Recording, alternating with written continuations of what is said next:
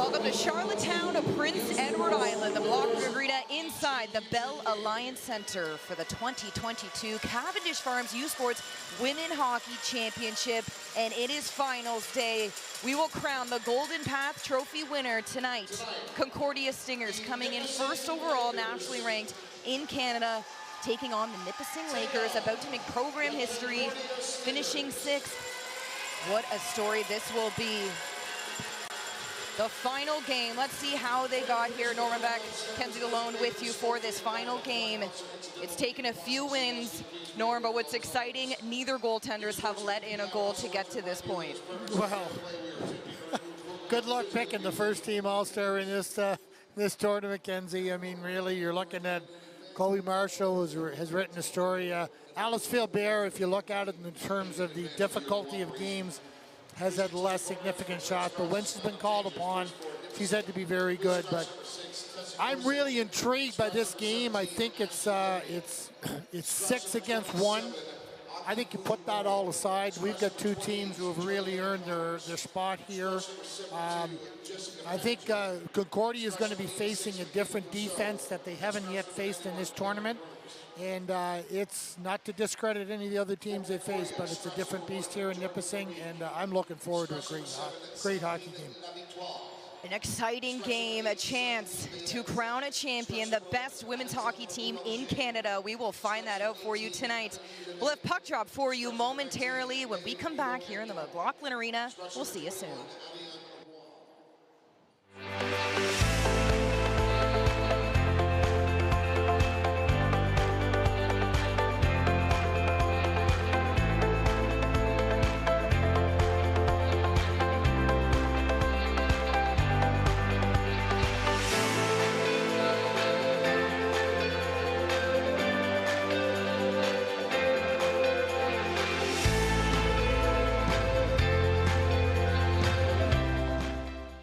Hey U-Sports fans, check out shop.usports.ca for this week's promotional item from the Nike Team Collection. Visitez le shop.usport.ca pour en profiter de la promotion de la semaine de la collection Nike Team.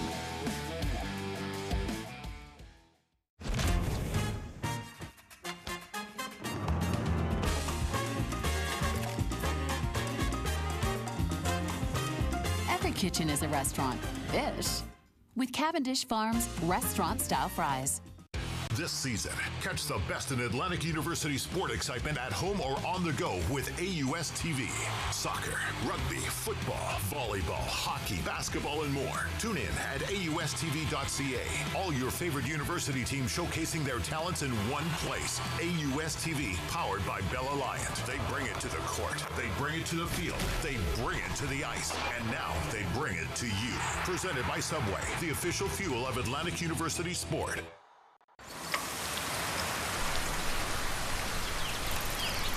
From the moment you step on this island, you feel a little lighter. Come find your island, Prince Edward Island.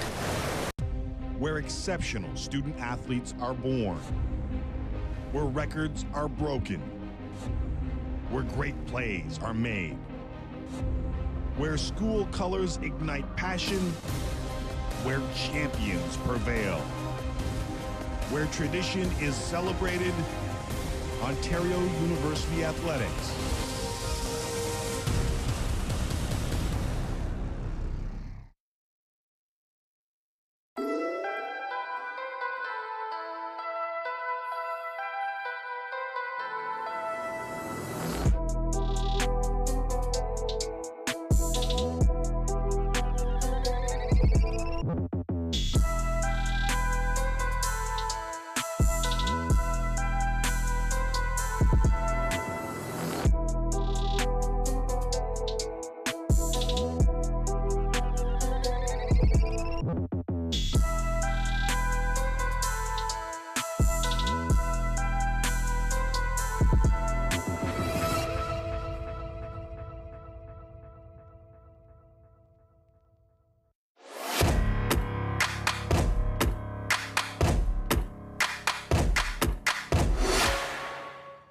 U Sports on CBC, brought to you in part by les championnats U Sport. Vous êtes présenté par the Government of Canada, le gouvernement du Canada.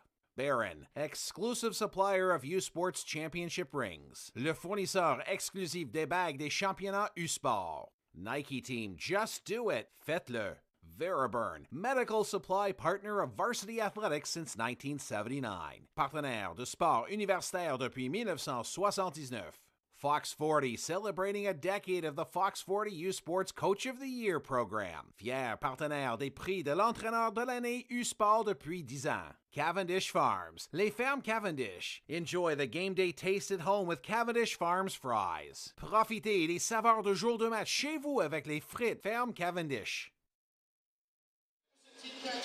Welcome back to the U-Sports Cavendish Farms Women's Hockey Championship final game. Concordia Stingers taking on the Nipissing Lakers. As you see, Concordia finishing first, nationally ranked coming into this program and to this game.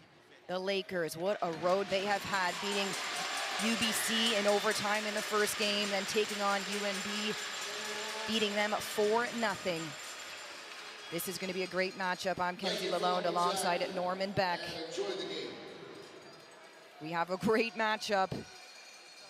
In just moments, we'll have the national anthem. As we set the tone, there are a lot of fans here in the McLaughlin Arena. Noisemakers. We'll turn our attention now to the national anthem.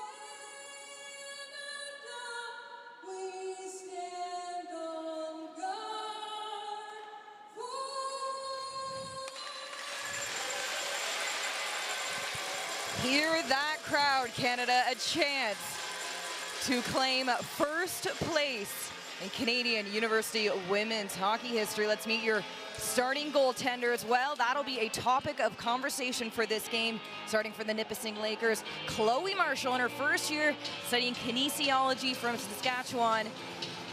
She has faced 57 shots her way. Not a single one has gone in. And at the other end, it is the same case for Alice Philibert. She has made 34 saves so far this tournament. In her fourth year from St. Bruno de Montreville. What an exciting moment playing with her sister. A chance to be crowned a champion is at hand for the Concordia Stingers and the Nipissing Lakers. Norman Beck, Kenzie Lalonde with you. Oh, it's going to be a good game. The energy is high at this U-Sports weekend. The host committee has put on such a special event, all for this moment, to crown a champion. Well, that's what everybody's playing here for, Kenzie, and we look at it. This is the moment everyone has been working towards. No different for the officiating crew coming here tonight. As they go through, this is, again, a training ground for them, as we have two referees at tonight's game. Are going to be Michelle Stapleton from Moose Jaw, level 5 official, recently worked the under-18 Worlds. She will be working the under-18 Worlds in June in Wisconsin, an event that I think you might be attending yourself. And closer to home, Halifax native Shauna Neary, another level 5 official. she last worked the World Women's, an event that you were at as well, Kens. And another connection with you, of course, a proud Mount Allison graduate, much like yourself. So those are the officials. Sophie Thompson will be working the lines. It's going to be her third U Sport Championship. She also works Junior A and B in the local play, and she'll be joined by Joanie Deschanel from Montreal, a police officer who also works with Team Canada's women's football team. So interesting crew working here today. Some big athletes getting to this point in their careers. Let's see how these teams got here. We look at Concordia, went 7-0 against the host school, UPEI, and then in the semifinals beat Saskatchewan 2-0. Belzile Monroe getting the goals in that game. As for Nipissing, representing OUA, as we said earlier, UBC win in that first quarterfinal game, 1-0 in overtime, and then 4-0 against University of New Brunswick. It's going to be a great game, and we can't help but look at the coaching staff behind the Concordia Stingers bench. Olympians Julie Chu, Caroline Ouellette, such a special story, as well as Lauriane Rougeau. As you see them behind there, all playing that shared 2014 experience. Sochi leading these players. All of them look up to them. You think of Belzile as well, who met Ouellette when she was younger. That photo when she was about 8-9 years old, standing there with the medal. So special to have a full circle experience here and a chance to work as a combination to win that title. The finals continue across Canada. 2022 U Sports Basketball on CBC. All the action starts March 31st. And we've got an update on that. A little bit of recent news there is the UPI Panthers have earned the 8th seed. So good news is they're going to be in the tournament. Bad news is they're facing the undefeated Ryerson Rams in game 1. So welcome for coming. But good on them. The program, they are #1 ranked earlier in this year. And they got the seeding based on their performance over the course of the year. And the men's tournament that week later, beginning April 1st in Edmonton, Alberta. All the action, cbcsports.ca. And for those joining us, thank you for coming in to watch the best women's hockey in Canada tonight. It's been a fun few days, and it's all leading to this point as the women's are crowned champions, and the men's next week as well, hosted in Halifax. The University Cup, Norm, starting March 31st. Of course, that did get moved down to Acadia because of the late changes, of course, with the COVID. Again, another COVID change happening. They had to move it. It was originally scheduled for Halifax. Going to be held in the smaller confines of the, Andrew McCain Arena, I think, down there in Wolfville. And that's always a top-level event. So all kinds of tremendous national championships coming up here on CBC Sports. If you're looking for great value, come watch this stuff. It's well worth attending. The U Sport, the U men's hockey never fails to disappoint.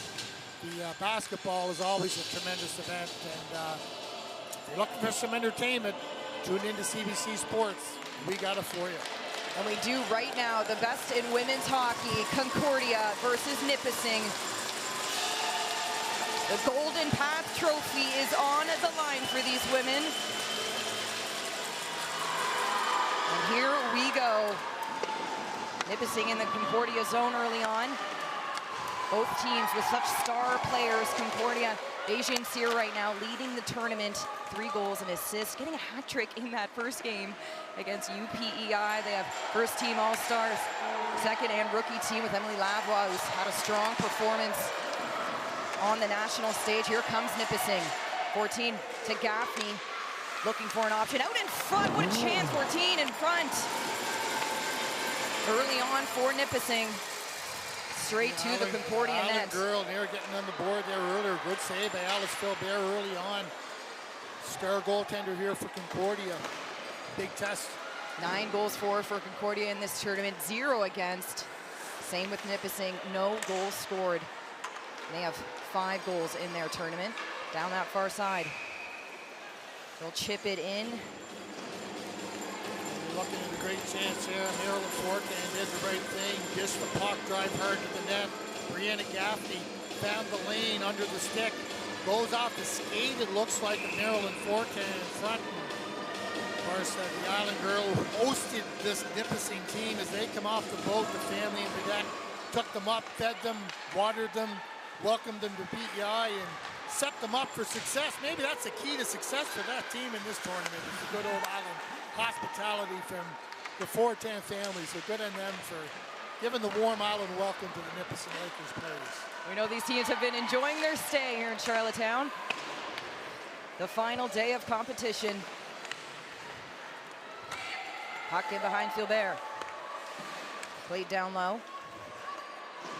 Looking to sell it on that far side. Now back shot here. High. In behind the glass. Neff puts it back down deep. Tasiuk in behind allows Concordia to have a few moments. As the Lakers go for a change, Lavoie will apply pressure, but might be an icing. So they'll head back down to the Stingers' end. The interesting thing that's going to be here for me is you look at Concordia here, they had their way with UPEI, 7-0 victory. And they grind out a bit of a victory last night against Saskatchewan, but I think they're facing a little bit of a different defensive team here in Nipissing. You look at, we've talked about the twin towers of Denude and Soli on the back end, who've been so strong.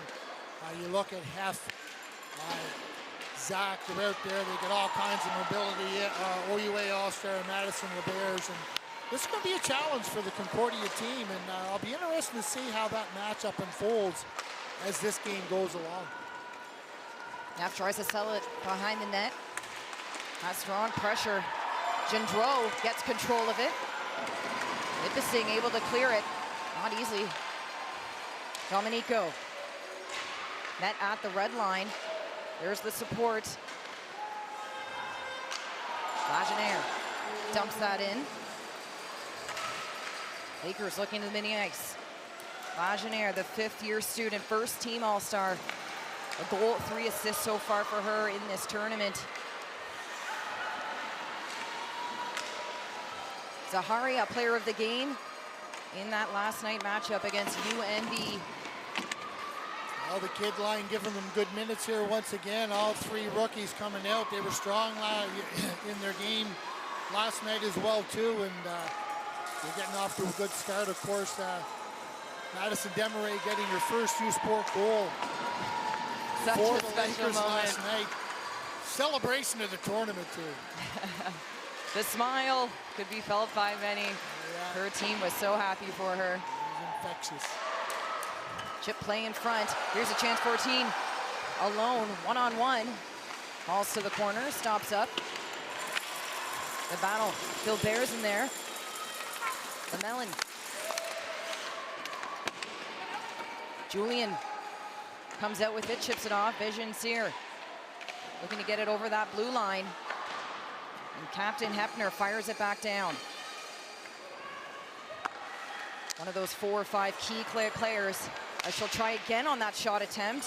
Caitlin Hepner. What a career she has had. Been a leader since 2018. With a good shot attempt, 14 down the wall. Gaffney down, trying to get it to the front of the net. Can't do it. Asian Sear looks up ice.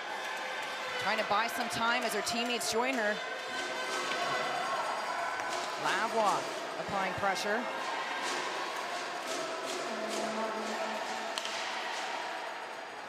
Hepner off that chip. Gendreau gets in the way, allow for a D-to-D. LeBerge, those D pairings will go for a change. Neff back out on the ice, reading that play. Here comes Nipissing. Dominico off her leg, keeps the play alive. Shot just off the corner, upfield there. 2 shots on goal so far for Nipissing.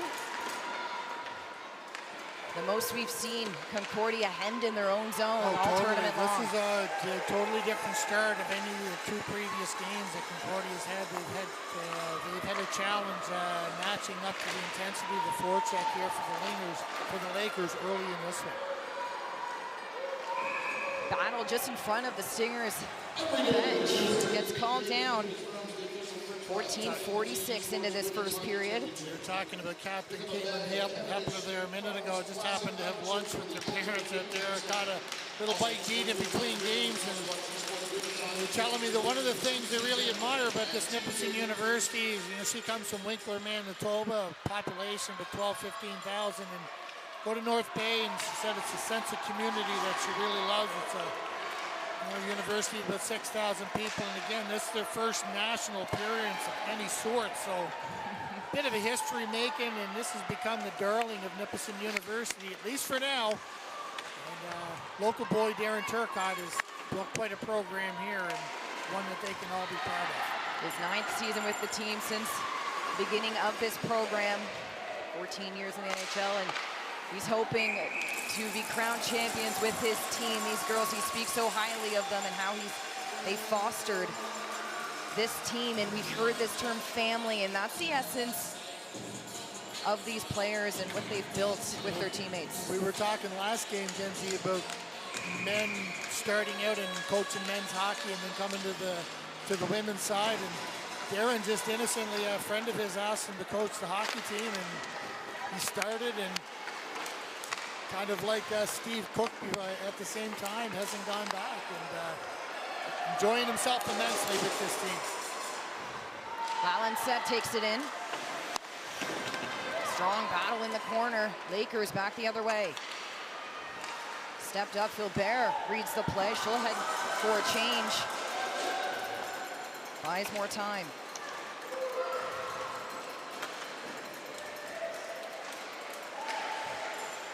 Lakers. Here comes in the corner.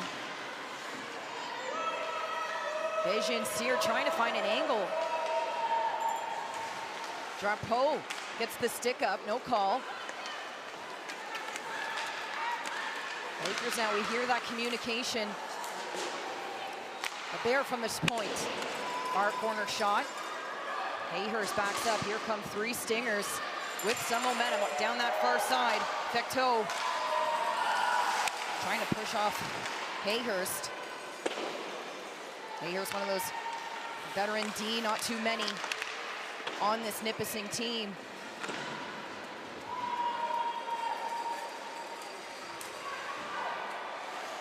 Calderoni turns over to Hepner. Gaffney gets a shot in the slot.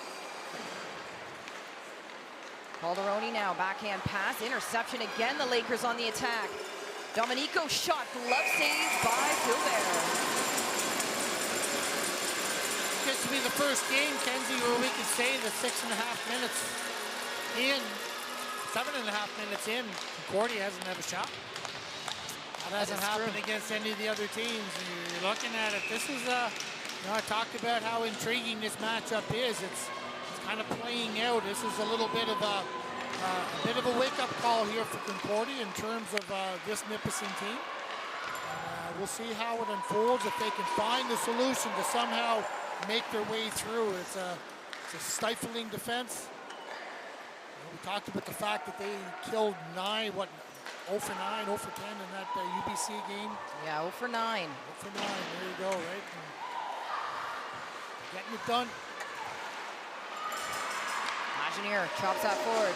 Thibault now over the line, but it'll be offside. They did upset the #1 team in the country in the University of Toronto Blues. And in fine fashion, they walked into Varsity Arena in Toronto, beat them in the semifinals, only to go on to lose in the 1-game final against Brock University here, who lost to the Panthers this afternoon yesterday in the game in order to determine who would be going into the 5-6 placement game. Concordia with a chance there, and Lakers taking advantage of the transition. Whistle will go. It looks like it might have tapped just inside the Stingers bench. Face-off just at the top of the blue line now. No shots on net yet recorded for the Stingers. A few chances. Some serious height happening on this ice here. You look at Madison Salee, you look at Joanie Deschanel. There's some tall women around here coming out. Some big bodies out there. And to see Turcotte pair them, right? To have that threat, to have them together. They play a lot of power play time. Then Hode over the line. Zaharia. Backhand shot gets blocked. With possession, just fumbles it. Saved by Den Hode. The Stingers eager to break out. Lalin said, here's a chance. Steps over the line. Here come the Lakers. Dominico trying to gain possession. Picked up by Manarolas. Scored in that game against Saskatchewan. The second to make it 2-0 to clinch their spot to this final. Thomas chips it in. She'll head for a change. Now to the middle. Justiniel has Rodrigue on the right side. First on it, Rodrigue loses her stick. Yell still fighting in the corner. Another rush for the Lakers. Lajanier to the middle. LaBerre now, here she comes. Rip shot, Philbert doesn't leave any rebounds. One of the challenges that has been for this Nipissing team has been penalty trouble. We saw it the other night where they were able to dodge 9 bullets, and so far we're seeing a very controlled game on their part, a very structured game on their part, and that's something that they don't want to give. Right now, the start has been good. You want to make sure that you don't get into any kind of penalty trouble here against this potent Concordia team, or else that could be something that could work in their disfavor for sure. Julian moves that forward, former Providence College player. Her Calderoni, even from BU, transferred over to the Stingers.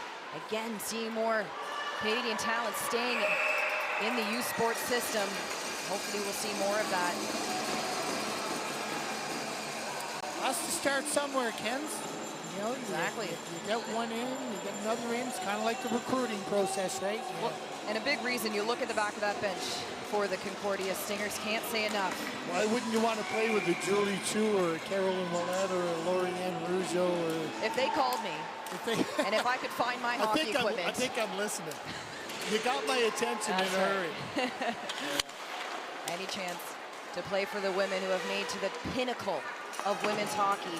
And hopefully we'll have a professional league soon, and that will be the new standard for the women's game. Not only made it to the pinnacle, but excelled at that pinnacle.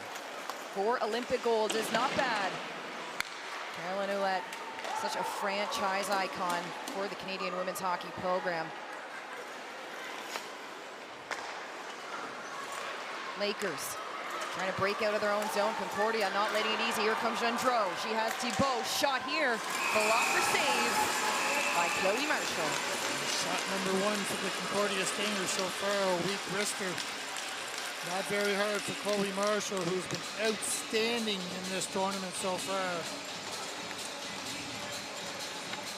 Chloe allows her to get the body in, get the puck on, get a feel for the puck. These Lakers fans, any chance they can to dance all these past few days, they take it. I think they've got the party winners of this tournament, hands down.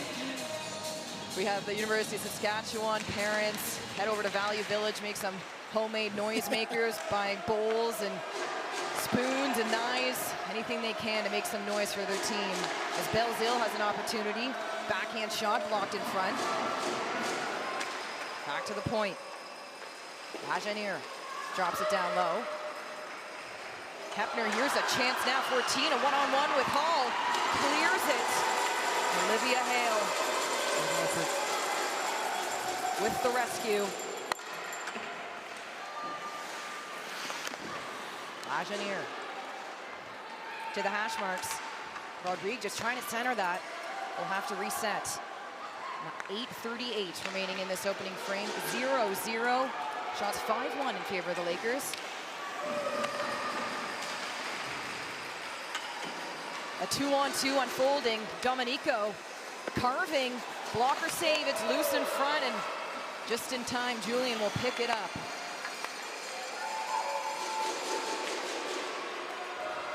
Leona Philbert, the sister of Elise Philbert, the goaltender. It was funny, Elise saying, you know, she's happy her sister's on her team because she doesn't want her scoring on her if she was wearing any other jersey, so she knows she doesn't have to worry about that. Some Chloe fates are Marshall worse than does. death, isn't it? To the far side, stretch pass, what a shot. Hayhurst just unloading at the top of the circles.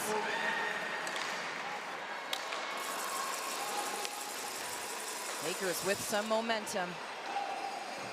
They came in 6th ranked, just shy of winning that OUA title. Brock making history for their program. And now they have an opportunity to win the Golden Path Trophy. And they got to get through the Concordia Stingers as here comes Drapeau.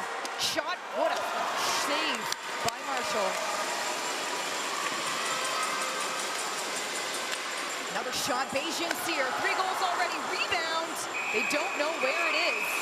There we see the puck now. The whistle will go. We see Emmy Fecteau there, who made that initial rebound attempt. Her second year, studying teaching second language. The Nipissing looking for a penalty here is Rosalie Beijing-Cyr, the dangerous offensive player for Concordia, get in. And Nipissing was looking for goaltender interference penalty. There might have been looked like there might have been a bit of cross-check going in from behind as they drove her into the goalie, and might have had a bit of a case for that, but either way, Michelle Stapleton decides that's going to be, so the Lakers get an opportunity here, first time on the power play in this game. 0 for 6 so far in this tournament. Nipissing on the power play. This would be the game to break through. So we have Gaffney taking the face-off, won by Concordia. They'll clean it down to the other end. Emmy Fecteau in the box for the Stingers. 3 assists for her so far in this tournament. Lakers looking to set something up. Nice move through the middle of the ice. Gaffney along the left wall. And Lavoie drops it down. Bernier's going to provide some pressure, and she'll get possession. Bernier, here she comes. Stretch pass to Lavoie. Bernier, shot, glove save! Chloe Marshall is here! Holy! What a goalie! Marie-Pascale Bernier. Great play. Look at Emily Lavoie, the rookie coming up, heads up. Smart cross save back, but Chloe Marshall said, no thank you, Missy. You're not having that. Wow, what a save. How often have we seen that with her in this tournament? And you can imagine the smile on her face right now. You love it. Chloe Marshall. She's 6-1 for 0 in her playoff round, and she has been such a storyline for these Lakers. First year. What a save. Highlight reel for years to come. Just deprived them of the second shorty of the tournament, as Rosalie Beijing-Cyr had a shorty earlier in the tournament. No. Marshall saying no, not so soon. 45 seconds to go on the Lakers power play. Back to retrieve the puck.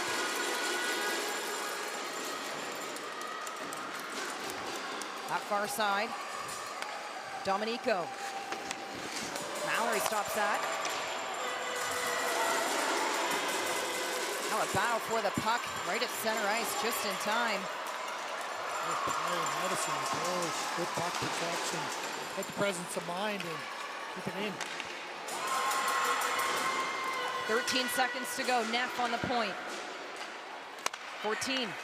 Down low, looking for that chip pass. Hefner trying anything she could. Well, let's see what that does for the Concordia bench. That was a good shift. The best scoring chance of the power play came from the Concordia Stingers. Let's see if they can build from that and make something happen here. Closing the gap in terms of shots on net. Will that provide the spark that they're looking for? Lavoie out of the box. Back on the ice. Chip up. No call on the play. They were looking to see if maybe it hit the mesh. I think it did. Julian goes D to D. Concordia hoping to break out and head to the Lakers' end. Gendreau chips off her leg. Thibault enters the zone. Back the other way. Tasiuk stopped up at the blue line. Too many men in the ice. Just down there, but the Nipissing bench and the Concordia player at the line. Tasiuk shot from the slot as Domenico.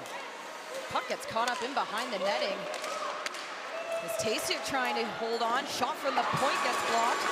So Lee can't find a way to the net.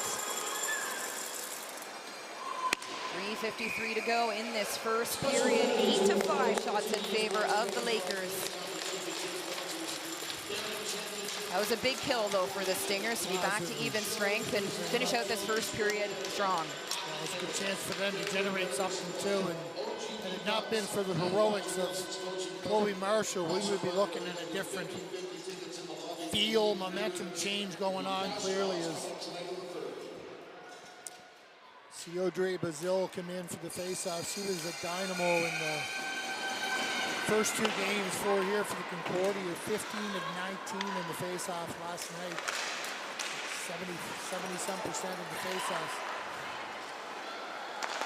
Singer shot on net gets blocked. Down low, Bernier trying to find a way to the middle of the ice. Lagenier, Lalin set now. Cross ice pass gets stopped up. Lagenier. It's back to her feet, has two Lakers on her, falls down.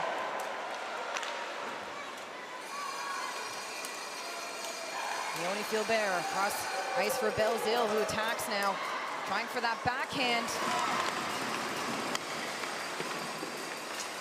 A 2-on-2 battle, Lakers pick it up. Hefner trying for that chip. Kept in. The Stingers attacking hard. These Lakers are getting tired. Caitlin Hefner on the boards, chips it through. Won't be enough, and back down to the Lakers' end. Kara Denude once again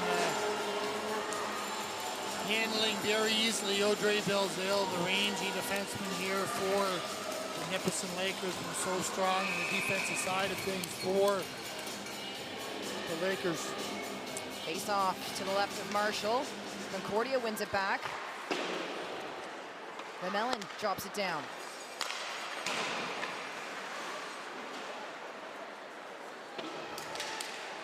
Trip up just on top of the circles. Settling things, Calderoni. Fourth year management suited, able to get that puck to Thibault. Lavoie now. Part of that Esso Cup win, a rookie all-star for the league this year. Trying to block that shot, she does. Trying to keep in the Stinger zone.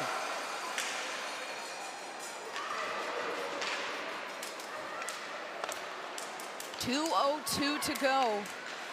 The Golden Path Trophy on the line. Concordia taking on the Lakers. Hayhurst clearing it away. Any pressure from Marshall. Really good crowd in here in attendance tonight again, Kenzie. Clearly the message getting out that people want to come and see this. And little different tension in this game. You know, the other games seemed a little bit more boisterous. I think there's people sitting around saying, ooh, kind of tight, the Concordia crew down here to the left, kind of saying, where's all our goals? How come we're not scoring? I gotta say, these third jerseys for the Stingers are very nice. The black with the yellow accent, very, very nice to see. I love how the parents are wearing the players' alternate jerseys. How many universities have third jerseys? Not a lot. Let me tell you, Mount Allison did not.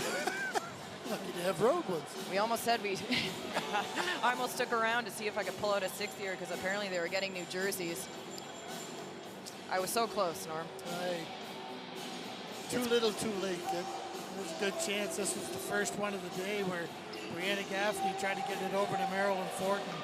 One of the best chances. That was like about a minute and a half into the game, and You see they come back here. Maria Domenico, the diminutive forward here, the great player. Been very exciting to watch here for the Nipissing Lakers in this tournament.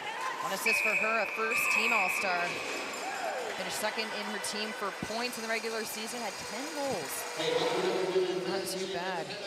Former U-Sport All-Rookie in 2018. Of course, sister Mallory had a big goal yesterday as well, too. And one of the five sister acts in this tournament, something like that. Philbert sisters on the other side. So the battle of the sister duos tonight. The Stingers trying to close out this period with a good scoring opportunity. Here it is, backhanded. It's the glove again on Marshall. Denying the Stingers. With pizzazz, he does it. You know, there the puck comes in. There to do, try to get it out. Quick chip pass over. Smart play. Trying to get it up over the glove as Jesse Drapeau could not do it. Did the right thing. Face off to the right of Marshall. Lakers win it. Here comes Domenico. She has support on that left side. Aronofsky back to Domenico. Can't get that shot off. Island set now. Turnover. Domenico. Maria taking on two Stingers and down to the ice. Would have been Olivia Hale who will get that, on that back end. Big body coming down on Domenico. Olivia Hale's been a really good defender here for the Concordia team. Very quiet game, understated game, but really not much question with that. She knew Maria Domenico was going in. Laid her down pretty well, so 1:10 to go here. Big opportunity for the Lakers to take that much sought-after lead in this game. St. Paul's School graduate will sit for two, closing out this period. 1 minute to go. The Lakers on a power play. Coming into this game, still trying to find success on the advantage. Domenico edged out on the boards. Stingers trying to clear it, but nothing can stop Maria Domenico in that corner. Calderoni steps in, ends that success. Back to the point. Here's Hayhurst. Hayhurst lines one up. Ball's just to the left of Philbert. 30 seconds left. Lakers on the power play. In behind the net, looking for an option. Taking it all the way in. You see the four Stingers just collapsing. Gaffney again in behind the net. Aronofsky steps in for support. Hayhurst, 7 seconds. Hayhurst back to the captain, Hepner. 2.4, Philbert with the glove. She wants to either make sure that with 2 seconds left, chances are of converting off a penalty or off a face-off here right now, or reduce the risk. Don't take a chance. Put it in the referee's hands. See if you can get Audrey Belzile. Like we said, she's been lights out in the face-off here. Put it in her hands. I think that's a pretty good bet if you're going to throw it in her way. 2.4. Belzile won the draw. That'll do it for period number 1. 0-0 is the score. Power play chances for both ends, but these goaltenders have yet to let in a single goal all tournament long. Well, there we just saw a look at the star of the game there, Chloe Marshall so far. She's been the difference maker. Outstanding save off Marie-Pascale Bernier that we saw there. Just a lights out save, and then she made another one, a good one coming in, and Jesse Drapeau to keep this a 0-0 game. Pretty even so far. Two teams that clearly want it, and they want to go in. And we're going to be back after this with our Intermission. Stay tuned for more action.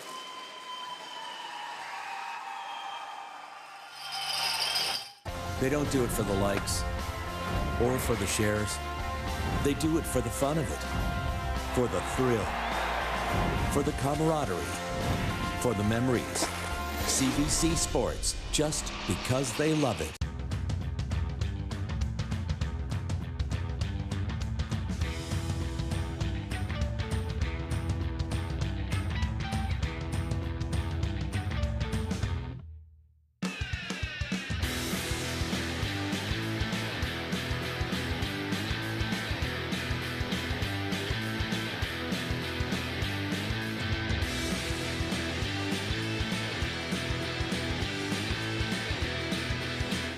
Sports fans, check out shop.usports.ca for this week's promotional item from the Nike Team Collection. Visitez le shop.usport.ca pour en profiter de la promotion de la semaine de la collection Nike Team.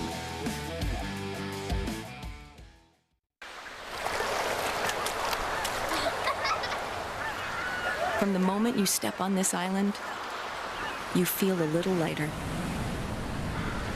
Come find your island. Prince Edward Island.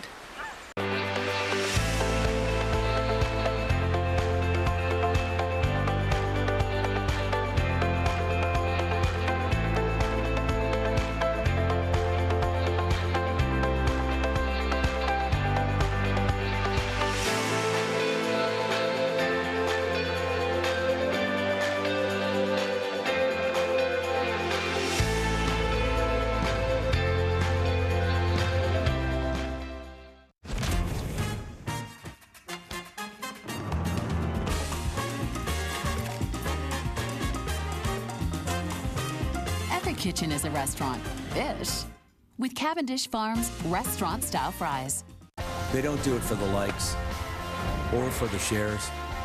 They do it for the fun of it, for the thrill, for the camaraderie, for the memories. CBC Sports, just because they love it.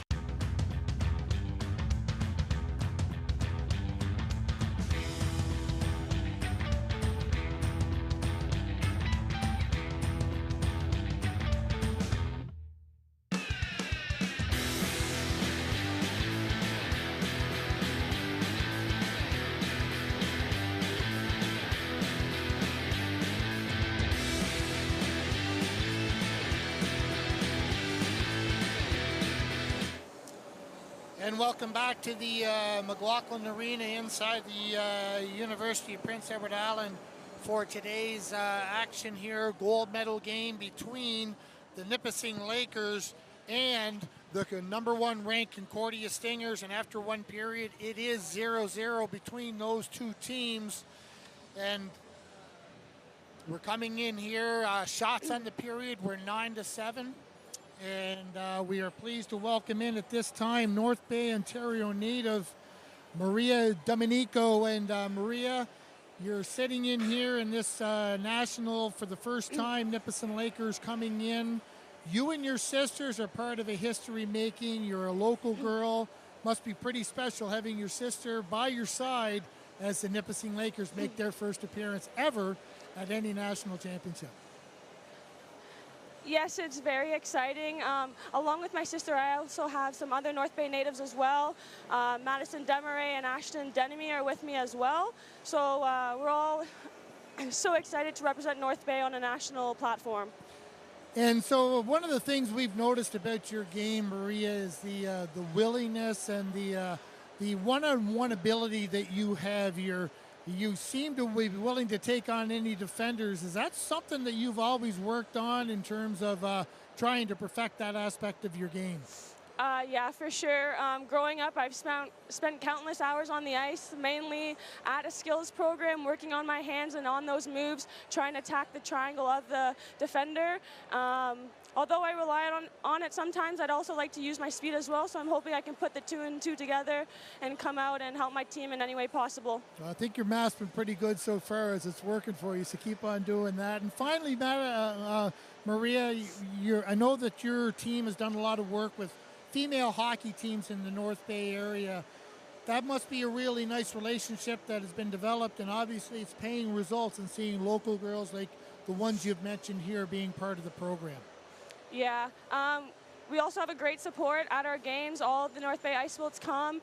I'm a North Bay Ice Bolt myself. I played majority of those years of my hockey career in North Bay, so I'm hoping that we can get some more local girls come to Nipissing and keep that talent inside our hometown. Well, I'm sure if girls go out and watch you play hockey, they'll get inspired to play and one day become a Laker too. Thanks for being here on this segment, and continued good success for you and your team in the rest of this game. Thank you so much. So that was Maria Domenico. Her and her sister Mallory are tied up here as they take on the #1 ranked Concordia Stingers in this national championship game at the 2020 U Sport National Women's Hockey Championship here in Charlottetown. It's been a tight game so far. As expected, the Nipissing Lakers coming in here as the 6th-ranked team in the country, facing the top seed of Concordia Stingers. Action will be coming back here. We know that there's lots to be decided here. The goaltending has been outstanding. We expect that to continue from here on in. Stay tuned. We'll be back for more right after this.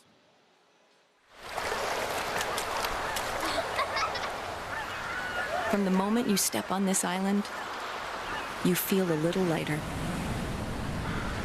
Come find your island, Prince Edward Island.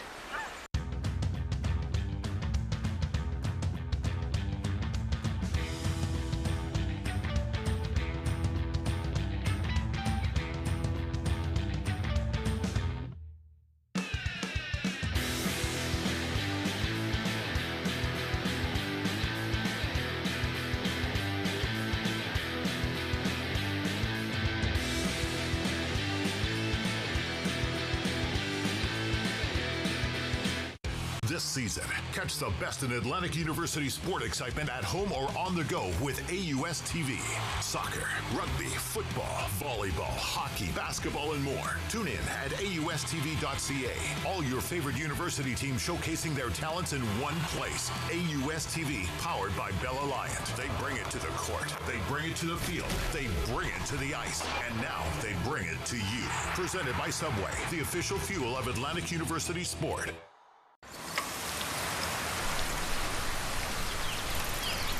From the moment you step on this island, you feel a little lighter. Come find your island, Prince Edward Island.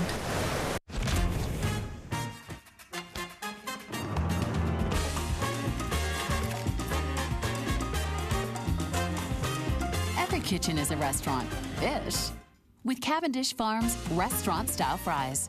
Hey, U Sports fans, check out shop.usports.ca for this week's promotional item from the Nike Team Collection. Visitez le shop.usport.ca pour en profiter de la promotion de la semaine de la collection Nike Team. Where exceptional student athletes are born. Where records are broken. Where great plays are made.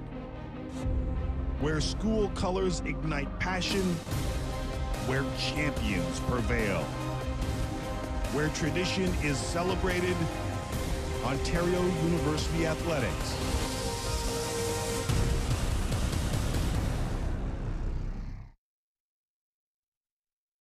They don't do it for the likes or for the shares. They do it for the fun of it, for the thrill, for the camaraderie, for the memories. CBC Sports, just because they love it.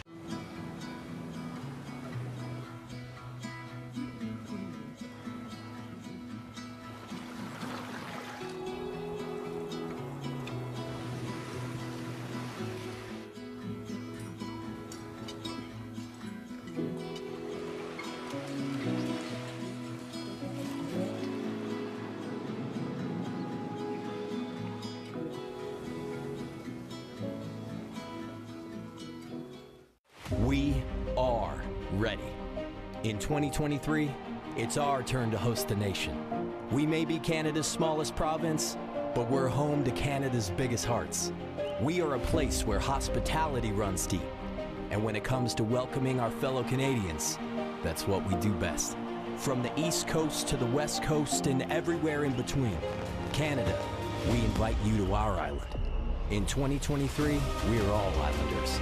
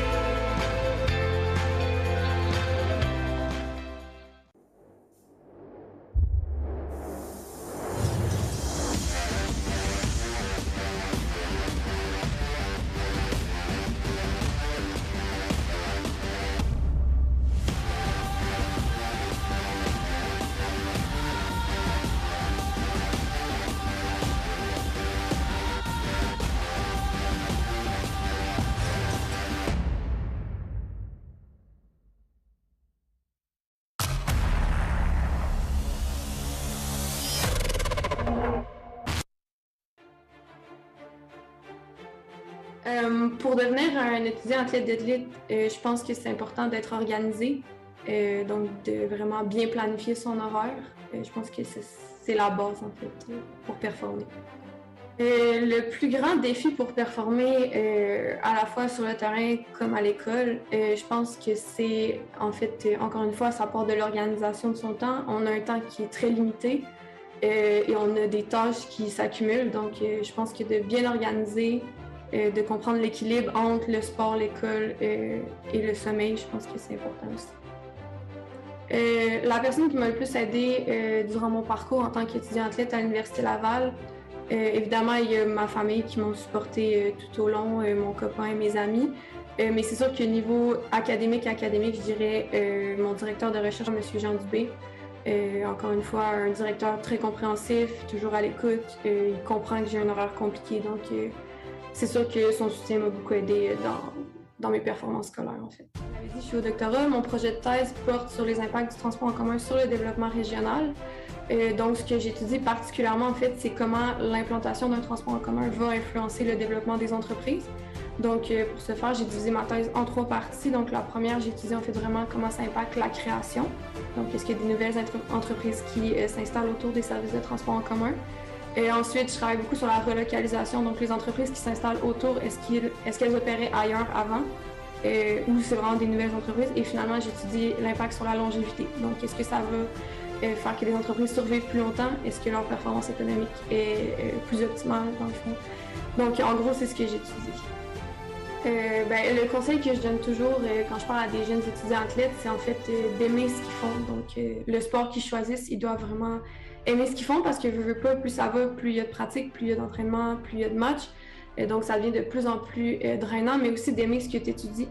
Donc, de ne pas nécessairement choisir un programme parce que tu penses que tes parents vont aimer ça ou parce que tous tes amis font ça, mais vraiment de trouver un sport et un programme qui te tient à cœur et ça facilite grandement la réussite dans les 2 sphères à ce moment-là.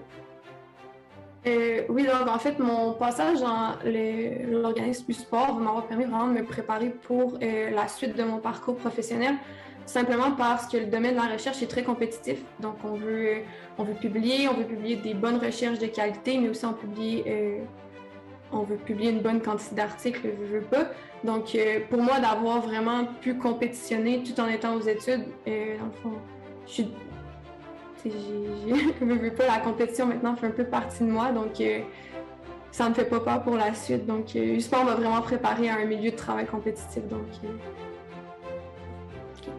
c'est sûr qu'il y a plusieurs bénéfices à être étudiant athlète. Je pense que dans l'organisation du Rouge et Or, à RSEQ et même U-Sport, on est super bien encadré, on a un très bon support. C'est bénéfique dans le sens où tu rencontres des coéquipiers qui deviennent des amis, c'est ton cercle social, c'est ton envie de compétitionner, mais tu as aussi envie de performer, que ce soit pour le groupe d'entraîneurs ou même tes coéquipiers, en fait. Donc, je pense que ça permet vraiment d'équilibrer ton mode de vie. Moi, pour ma part, le sport, j'ai jamais vu ça comme un fardeau. Je vois ça plutôt comme une pause dans mes études. Donc, ça m'oblige à bouger, ça m'oblige à sortir.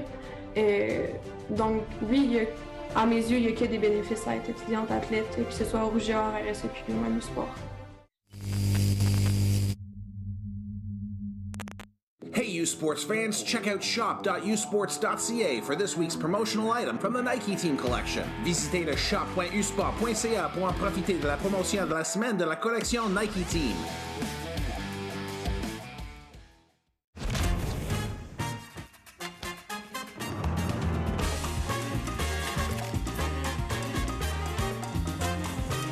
Every kitchen is a restaurant. Ish. With Cavendish Farms restaurant-style fries.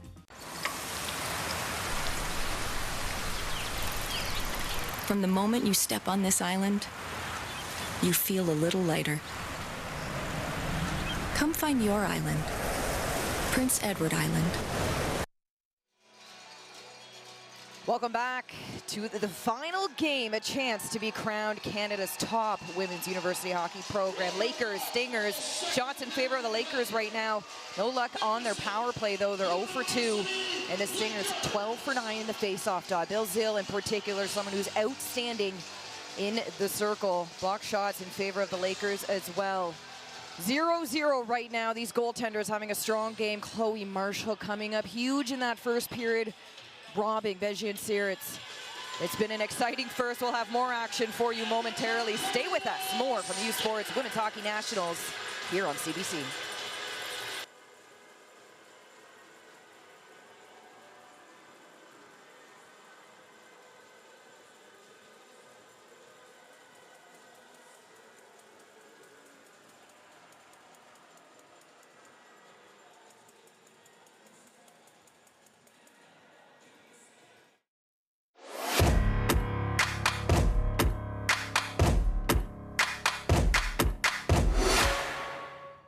This period is brought to you by Cavendish Farms. Enjoy the game day taste at home with Cavendish Farms fries. Cette période qui est une présentation des fermes Cavendish. Profitez des saveurs de jour de match chez vous avec des frites les fermes Cavendish. Welcome back to the 2022 Cavendish Farms U Sports Women Hockey Championship. A chance to hoist the Golden Path Trophy is on the line. Lakers, Stingers 0-0 so far. Kenzie Lalone alongside Norman Beck. Their first period come and gone. Both teams chance on their power play, and will open this second period with the Stingers on the penalty kill. They've been strong so far all tournament. Well, the best chance did come in the power play, but not for Nipissing Lakers. The game in the short-handed situation. Emily Lavoie set up Marie-Pascale Bernier for a one-timer off the far wing, but Chloe Marshall, who's writing quite a success story in this tournament, has been the story of that first period.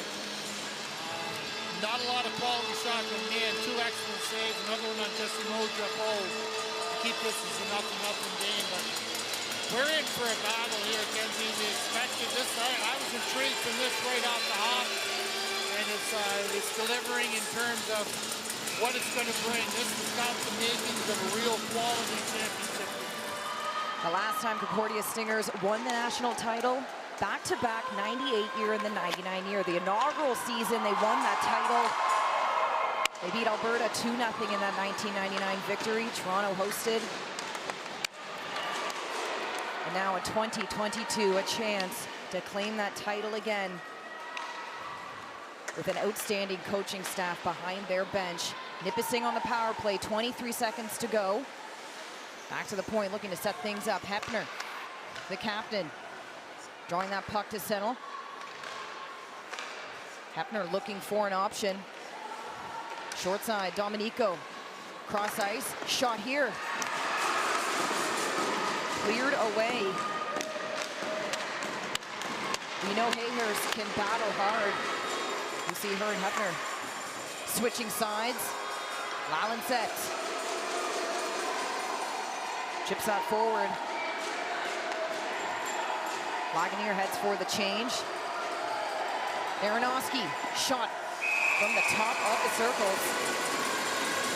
An odd formation coming in the Nipissing power play. You got the 2 defensemen up the top, 2 wingers off on the flank, and Brianna Gaffney positions herself squarely behind the net, and then as the puck starts to move down, she decides where she's going to come out on the far side. It's an unconventional approach. Obviously one that it's a bit of a unique look, and it's kind of an odd one, but hey, we'll see whether it works for her. Lalenset showing her experience with that diving block shot too on that kill. But we've returned to even strength. Stingers 5 players on the ice now. Calderoni goes D to D, up ice, Gilbert connects now to the other side. Here comes Julian. Beijing-Cyr in behind the net. Puck pops out for her again, trying for the rebound. Lakers looking to clear it. Showing her speed, Fortin. 18:09, 0-0, these goalies. You know, you look at Chloe Marshall, 24 years old, and she's bumped around. Northland College first in 2017, then went over to the University of Saskatchewan, then hit Lethbridge, but now here she is at Nipissing.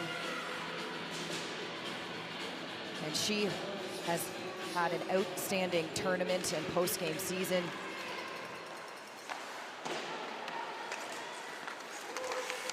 Thibault Trying to put that puck to the center as Gendreau tries to bring it back to the point. She'll stop up.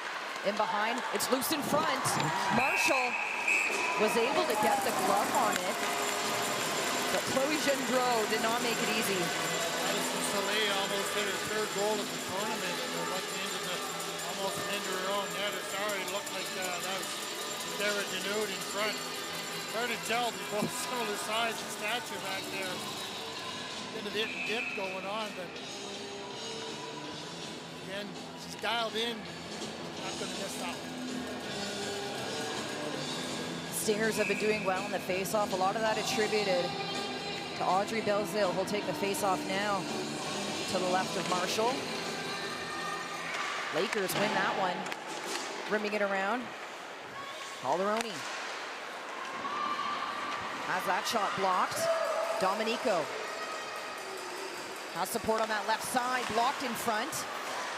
Tasiuk was there for support. Stingers back the other way. Bernier steps over the line, drops that back. Belzile, the captain, shot gets blocked. Valenset trying to take it to the net. Domenico trying to find that toe drag. She'll get the shot off as her team heads for a change. Here comes Emi Fecteau, second-year student. It's good to see her back. Battled some injuries during her time. Gaffney now, another draw down this right side. The Stingers looking to break out and get across this red line. They do. Beijing Cyr, a one-on-one battle. She'll come out with it. Stops up, trying to find Fecteau. Julian can't get it back in the zone. Look for a regroup. Hefner, far side, 14. Trying to just get it on net. Whatever it takes to break through. It's loose in front. A gasp from the fans.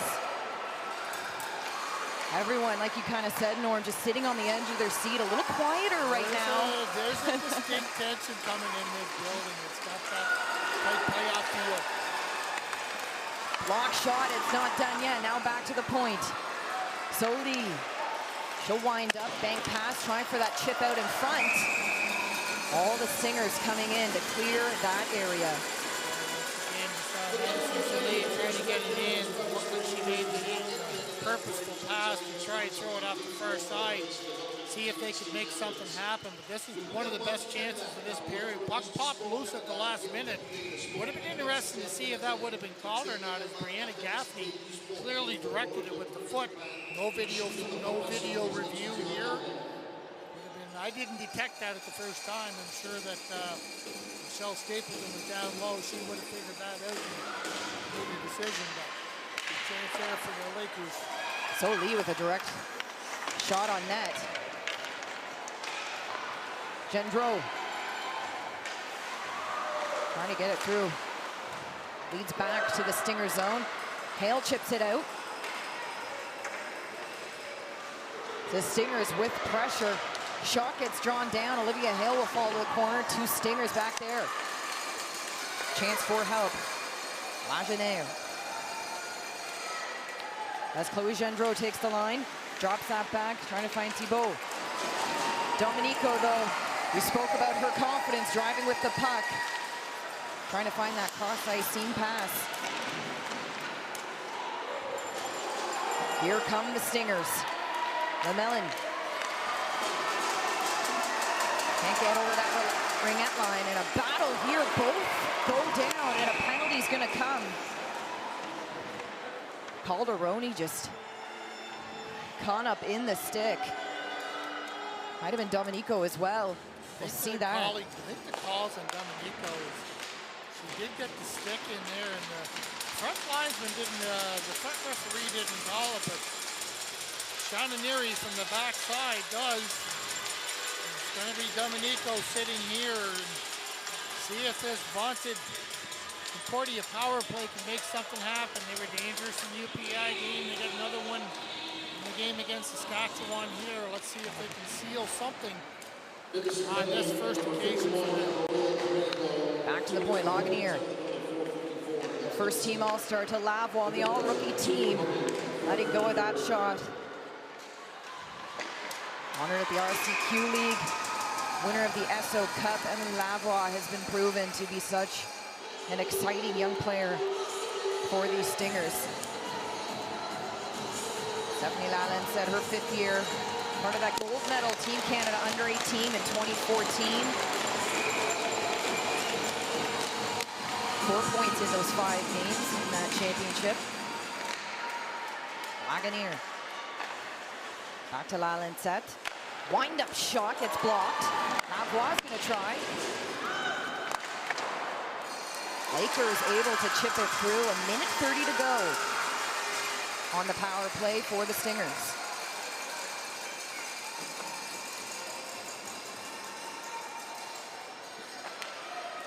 Stephanie Lalonde set with the moves. The Stingers looking for a call. The play continues. Shot here gets blocked.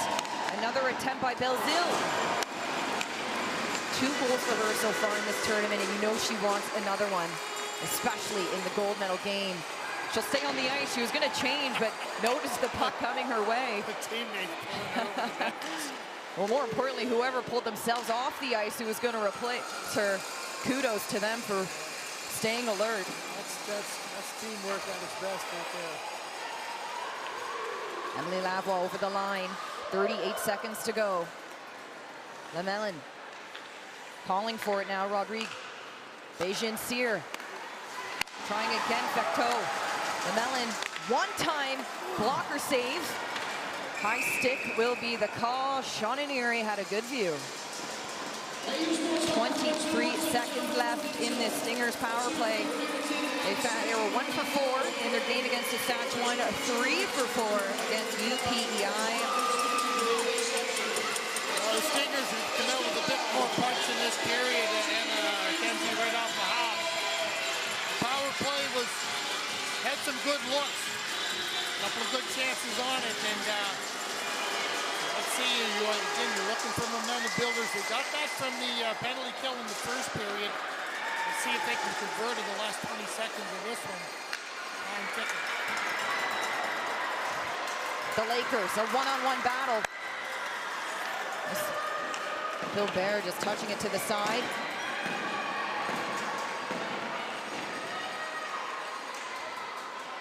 Lagunier drops it in. Marshall stops it up for her defender. Shots 14-9. Right now, in favor of the Lakers. Gaffney looking to add to that shot count. Coming in, barreling. Here come the Lakers. Thibault has support from Gendreau, a 2-on-1, but there's back checker. Shot gets blocked. So Lee. Well defended by Madison Solie. Excellent read there. Well, 4th-year veteran has 2 goals so far. That chip goes forward. Tomiak out in front. Lavoie gets in the way. Julian, stretch pass. Lalonde set. Buying some time as her team goes on a change. Drawing in the Lakers. Bernier. Can't gain possession. Calderoni will step in, shot short side. Tomiak trying to use the glass to get out, but Calderoni is holding the blue line as Belzile can step in, tripped up, and you see Domenico knows she'll have to head to the box. What a skate though by Gilbert at the other end. She can motor. You're seeing the speed coming to the forefront here for the Stingers as Stephanie Lalonde has been one who's been leading that charge.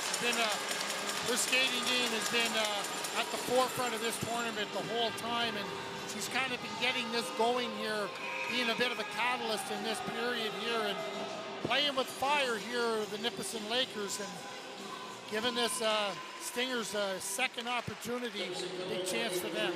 Maria Sister Mallory will take a seat for 2 minutes. No goal on that shot.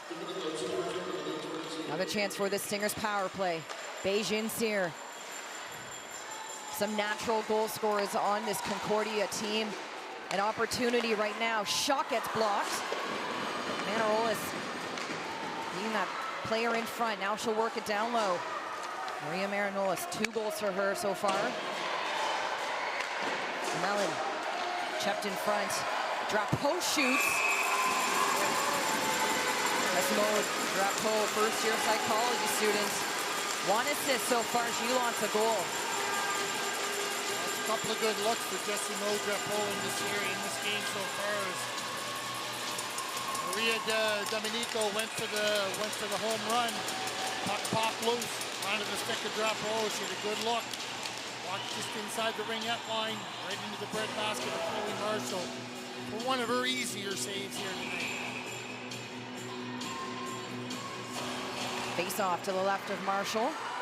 Back to the point. Lagunier moving it down low. Lavoie out in front. Lagunier, another attempt, centering pass, but it goes to the Lakers. And Dole able to clear it. 1:04 left. Looking up ice. Bridget over to Emily Lavoie. Steps in, no problem. Back out, what a look. Trying to feed that to Marie-Pascale Bernier. Belzile, one of the top face-off winners here in this tournament. Give and go, she has a chance in front. That'll get blocked down. We've said that a lot, so many blocked shots. There's a shot, rebounds loose. The shots are going through, it's the rebounds where the opportunity lies. 28 seconds to go. Another shot. Ricochets to the glass, Emily's able to play it. She'll try on that second attempt. Cross ice Rodrigue. Trying to do the wraparound. Gaffney with a chance to breathe. Clears it for the Lakers. Breathe for these players. Their glass too. They're going to get 3 or 4 off and change. Cara Denude, she can't get off after battling hard in there. It's going to be interesting to see how she can respond to the rest of this shift. Turnover, Thibault, give and go. Oh, well, we're back to even strength, but that was the Stingers' great opportunity. Their best chance here in the second. 9:23 to go. Looking to crown the Golden Path Trophy winner. Tripped up. Step back on play, Beijing Cyr. Thibault, give and go. Another chance. Zoe Thibault, so fun to watch. Champlain College former player. Calderoni, one time. Marshall again with the save.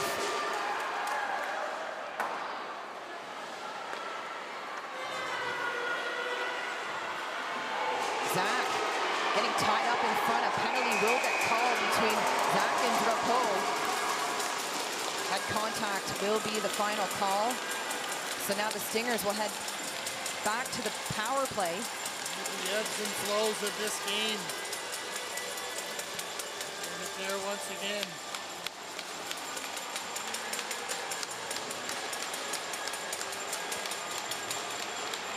Playing with fire. Brittany Zach going to be sitting for 2 or less. Stingers have been humming. Ready to strike, are they? Audrey taking that draw. Face off to the right of Marshall. Tied up. Stingers come in to help.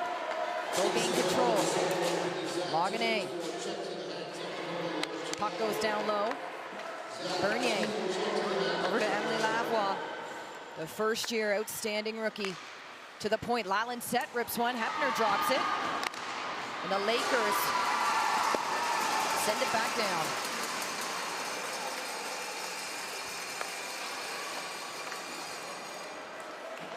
Well, almost back-to-back power plays now for Concordia. I can bet they are so eager. Belzile might do it. No luck, and these initial shots, it's not getting by either goaltenders. You have to assume the goals might be scored by garbage goals. Norm, we've spoken, it's probably not going to be a pretty goal. It's not going to be. I mean, these goalies are both dialed in. Once again, we're seeing Lalancette driving the engine up with her speed down the side. Audrey Belzile doing the right thing, driving her, get the stick on the ice, get it down. Good exchange between them too. That line has really been coming on here in this second period for the Stingers. A 3-on-1 battle. Soleil, we talked about her size. That came to her advantage. She fought off the Stingers. Back to the pass, shot, Drapeau. 1:03 remaining. One time by Drapeau again. There's the rebound. The first one on it will be Nipissing. Another clear.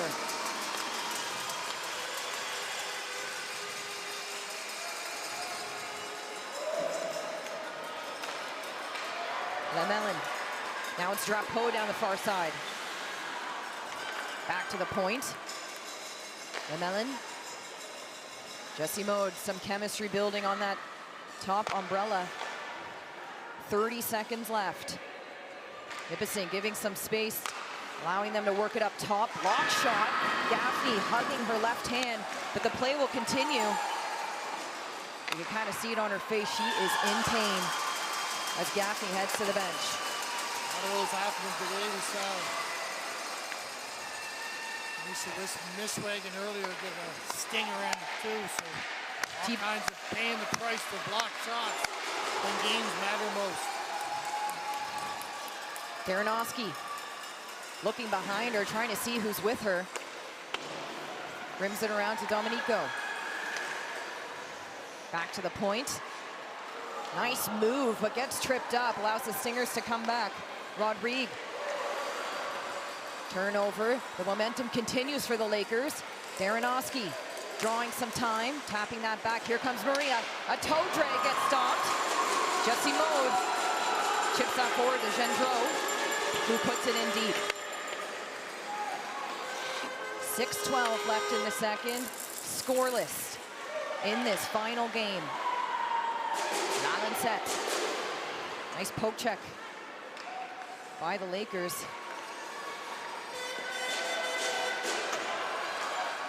Tasiuk puts it in. She'll go for a change.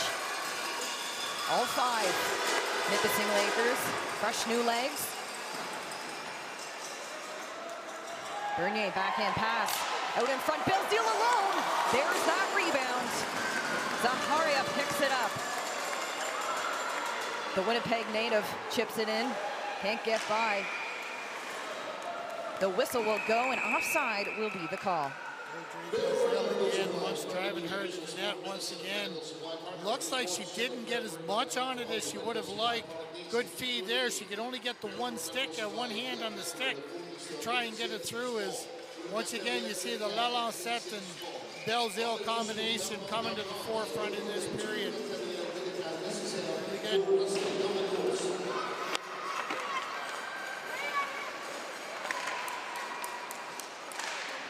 Lajeunier now out in front. Vecteau just trying to push it forward. Drapeau stuck along the line with some physicality. Stingers looking to stay onside. McKee taking the space given to her. Maggie McKee dropping into Concordia territory.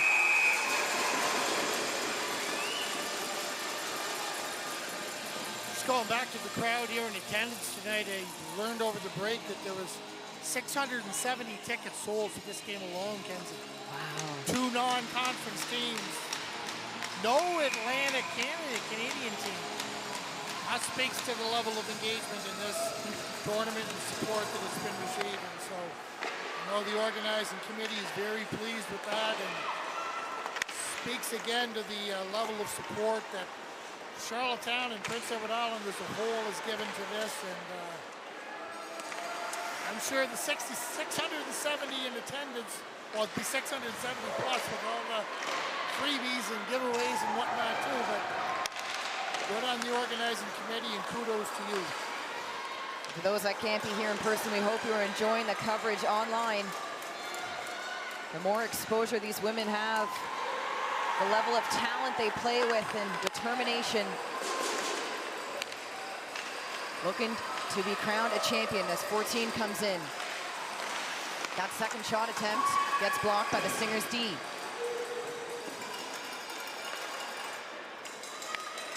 Four minutes to go. Looking up ice, Julian to Lalancette, who comes in. Back the other way. Daranoski all alone. Trying for that pass. Slap shot here. Maria Domenico She has 10 goals. And she wants one here at Nationals. Alice Philbert come up with definitely her best player saving the period. Is look at Lemelin, got the stick on it in front. It was a Julia Lemelin, right? Coming in and tried to go up top on it. Quick clapper from Maria Domenico.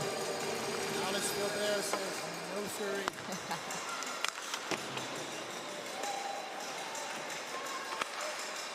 Battle in the corner. Fecteau chips it forward. Lagunier allows Manarolas to chip it in. Drapeau pushes her body in the corner. Followed up by Emmy as well, who will provide support. Tasiuk. Cross ice. Domenico walking in. Shot here. High. Trickles it behind. In behind the net. It will go, though. You could see the Lakers bench ecstatic. They thought maybe it went in.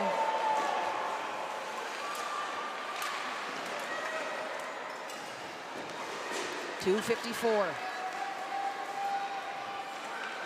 Lagunier.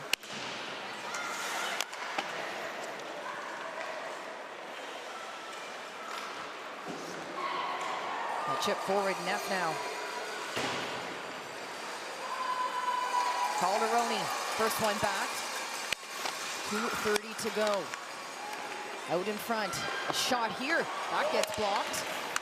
Looking for that attempt, rebound. Not afraid, Desmarais. Trying to put it on net. Manarolas down the left side. Shot, blocker, save. A shot there, and the Stingers fans are not pleased with that after whistle.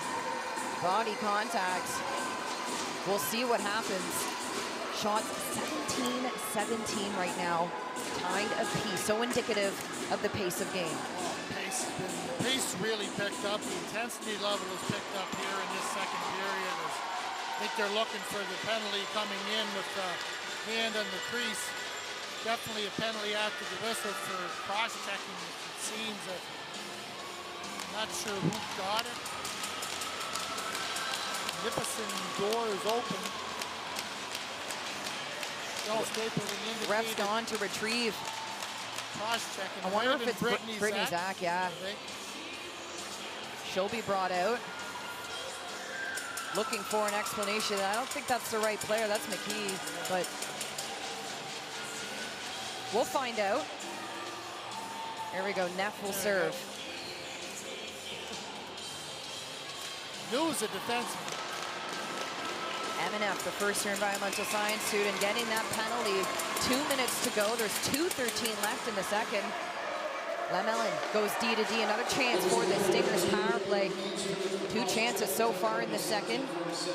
Drapeau walking in. That is a kill here. These the 4 players on for Lakers know they have to be dialed in for this moment. Beijing-Cyr, 3 goals already, an assist. Out in front alone, rebound, she scores! Out in front on the rebound, Maria Manarolas gets Concordia up by 1 on the power play. Well, Maria Manarolas, the big body, has been parking herself in front of that net the whole time in this tournament. Stuck with it. If at first you don't succeed, try again. And there she is. She hung with it, got the rebound, off the first shot. Chloe Marshall in dejection. Looks on as Manarolas converts on the 4th power play of this period here for the Concordia Stingers. Talk about playing with fire. They eventually get burned. So many chances they've given them, and Concordia gets a huge goal late into this second period in the 19th shot of this game. They were bound to capitalize on that power play, and it's Maria Manarolas, the 3rd-year Laval native, to get it done. Her 3rd goal of the tournament. What a play. And we knew it's hard to score the pretty goals against these goaltenders. Well, it has to be those types of goals. You know, we talked about it earlier. It's going to be a rebound or a crease crasher or something like that. First goal of the tournament against Chloe Marshall, and Rosalie Béjencière adds to her tournament leading total with her 5th point of this tournament now.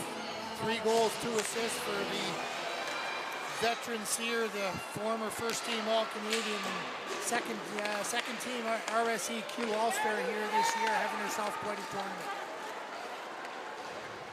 Lavoie, part of that U22 Hockey Canada program, it's taken down in front.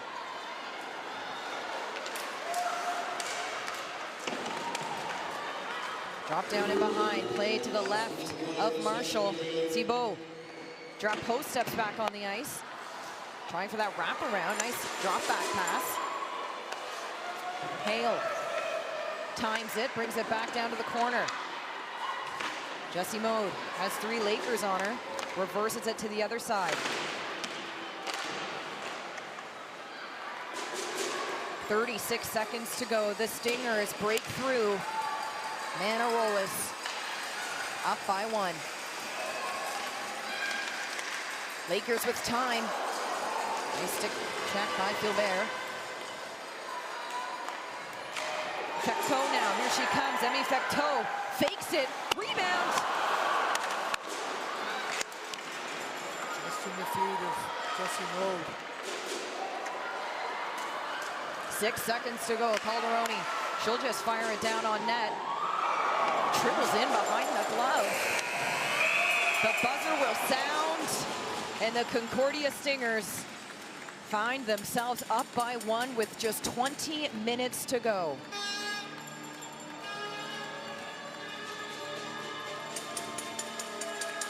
Leave it to the Cégep Saint Laurent graduate, Maria Manarolas, 3rd-year student, to get the goal. And what a goal it was on the power play. We'll have more when we come back. Stay with us on CBC Sports. It's a U Sports Women's Hockey Final.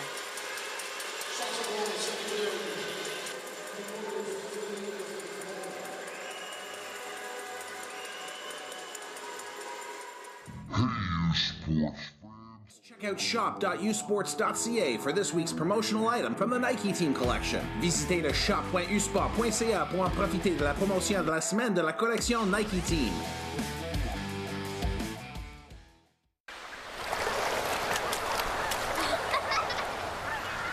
From the moment you step on this island, you feel a little lighter. Come find your island. Prince Edward Island.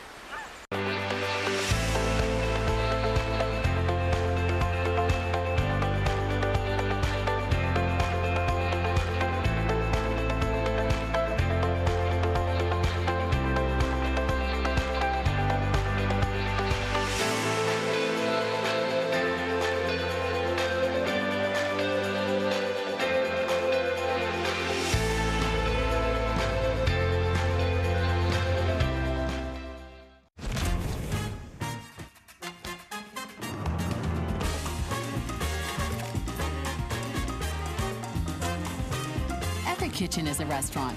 Ish. With Cavendish Farms restaurant-style fries.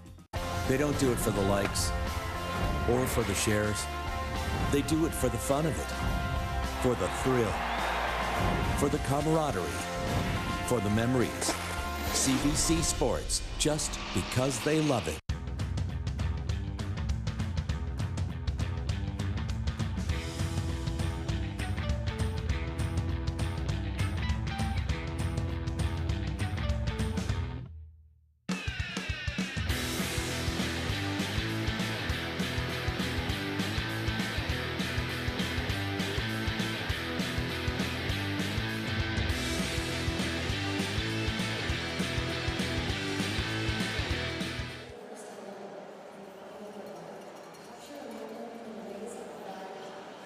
Welcome back to the McLaughlin Arena inside the Bell Alliance Center, where the Concordia Stingers, on a late goal by Maria Manarolas, lead the Nipissing Lakers 1-0 here in the gold medal game of the 2020 University World Cup. We're going to go past to a French interview right now.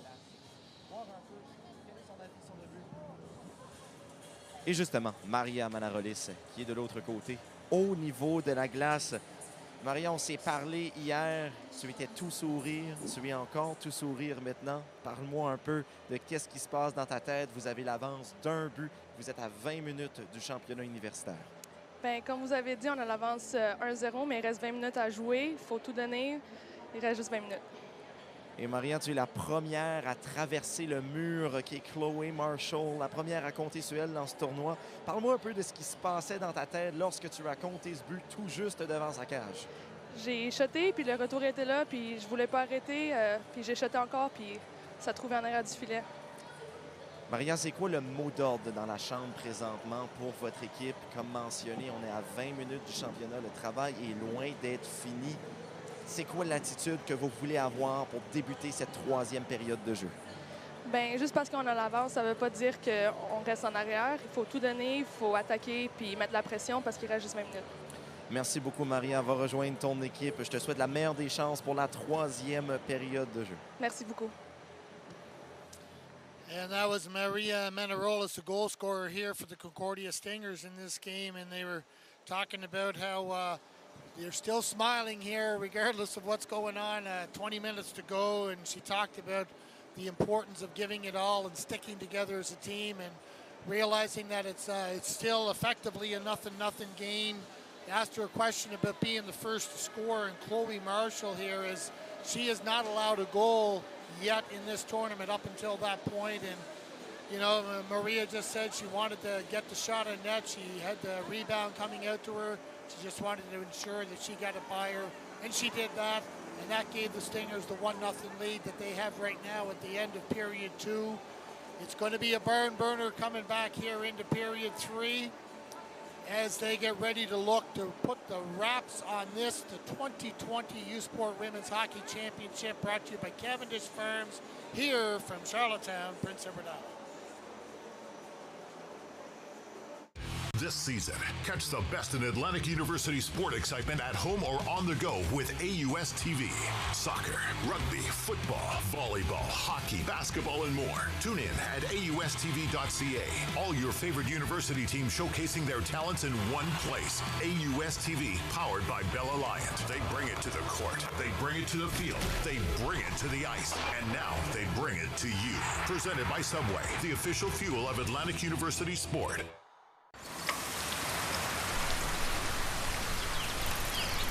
From the moment you step on this island, you feel a little lighter. Come find your island. Prince Edward Island. Where exceptional student athletes are born. Where records are broken. Where great plays are made. Where school colors ignite passion. Where champions prevail. Where tradition is celebrated. Ontario University Athletics.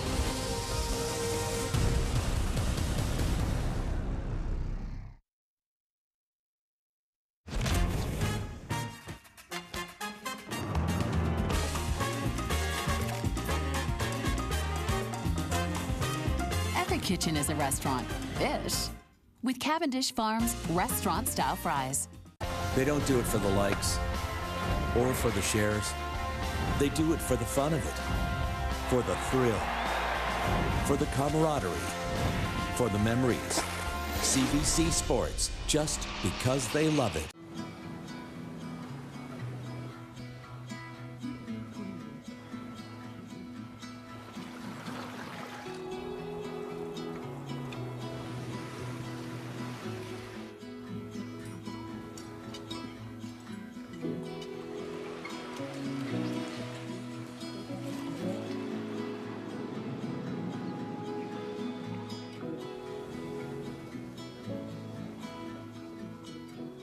Hey U Sports fans, check out shop.usports.ca for this week's promotional item from the Nike Team Collection. Visitez le shop.usport.ca pour en profiter de la promotion de la semaine de la collection Nike Team. We are ready. In 2023, it's our turn to host the nation. We may be Canada's smallest province, but we're home to Canada's biggest hearts. We are a place where hospitality runs deep, And when it comes to welcoming our fellow Canadians, that's what we do best. From the East Coast to the West Coast and everywhere in between, Canada, we invite you to our island. In 2023, we are all Islanders.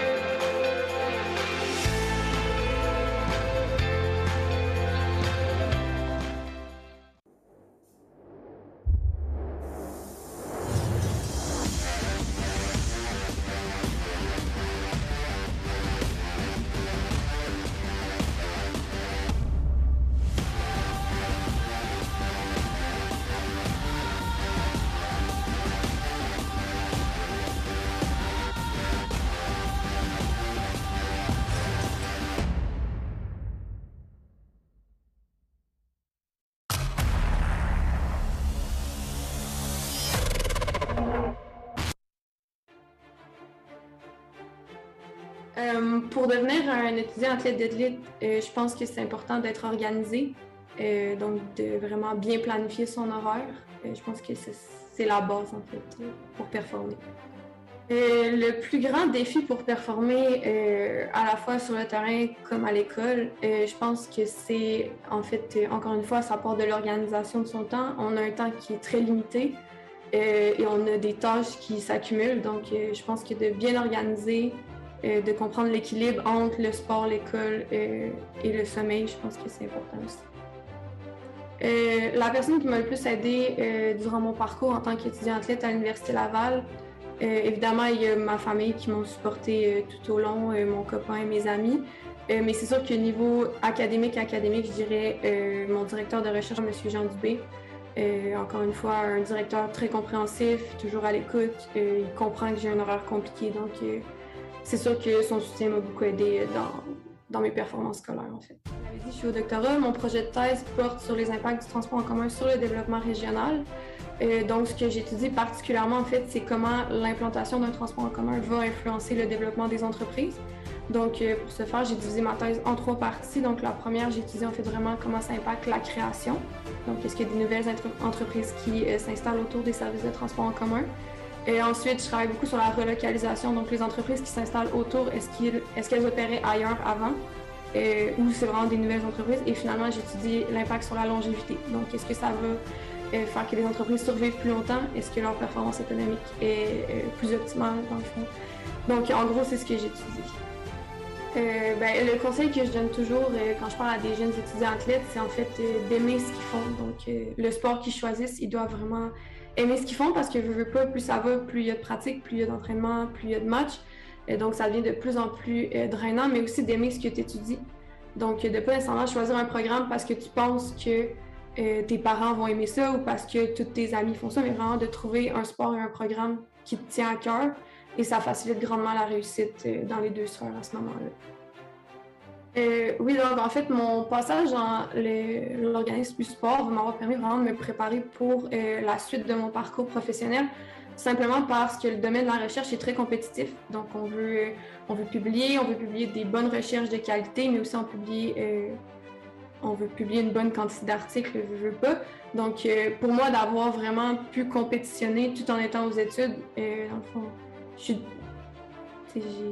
veux pas, la compétition maintenant fait un peu partie de moi, donc ça me fait pas peur pour la suite. Donc, USPOR m'a vraiment préparé à un milieu de travail compétitif. Donc, C'est sûr qu'il y a plusieurs bénéfices à être étudiant athlète. Je pense que dans l'organisation du Rouge et Or, RSEQ et même U-Sport, on est super bien encadré, on a un très bon support. C'est bénéfique dans le sens où tu rencontres des coéquipiers qui deviennent des amis, c'est ton cercle social, tu as envie de compétitionner, mais tu as aussi envie de performer, que ce soit pour le groupe d'entraîneurs ou même tes coéquipiers en fait. Donc, je pense que ça permet vraiment d'équilibrer ton mode de vie. Moi, pour ma part, le sport, j'ai jamais vu ça comme un fardeau. Je vois ça plutôt comme une pause dans mes études. Donc, ça m'oblige à bouger, ça m'oblige à sortir. Donc, oui, à mes yeux, il n'y a que des bénéfices à être étudiante athlète, que ce soit au Rouge et Or, RSEQ ou même au sport.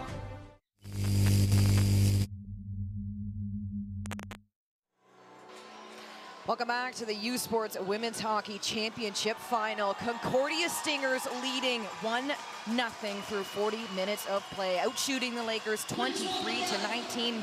Found success on that power play. Manarolis, Maria from Laval with the lone goal on that power play to lead them by 1 in faceoffs as well. 24-15 has been outstanding. And the Lakers getting in the lanes. We saw a lot of that on the power play in particular, but these women are playing for this trophy right here. The Golden Path Trophy, the ultimate title to be crowned the U Sports Women's Hockey Best Team in Canada. The last time Concordia won 23 years ago in Nipissing, a chance for a title for first ever for program history. 20 minutes separate a chance between these players hosting this trophy. Stay with us. We'll be back with more.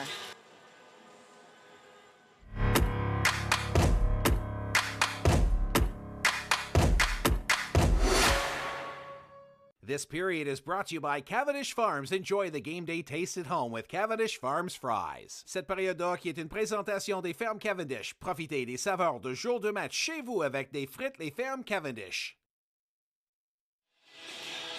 Welcome back to the 2022 Cavendish Farms U Sports Women's Hockey Championship Weekend, and it is the final game.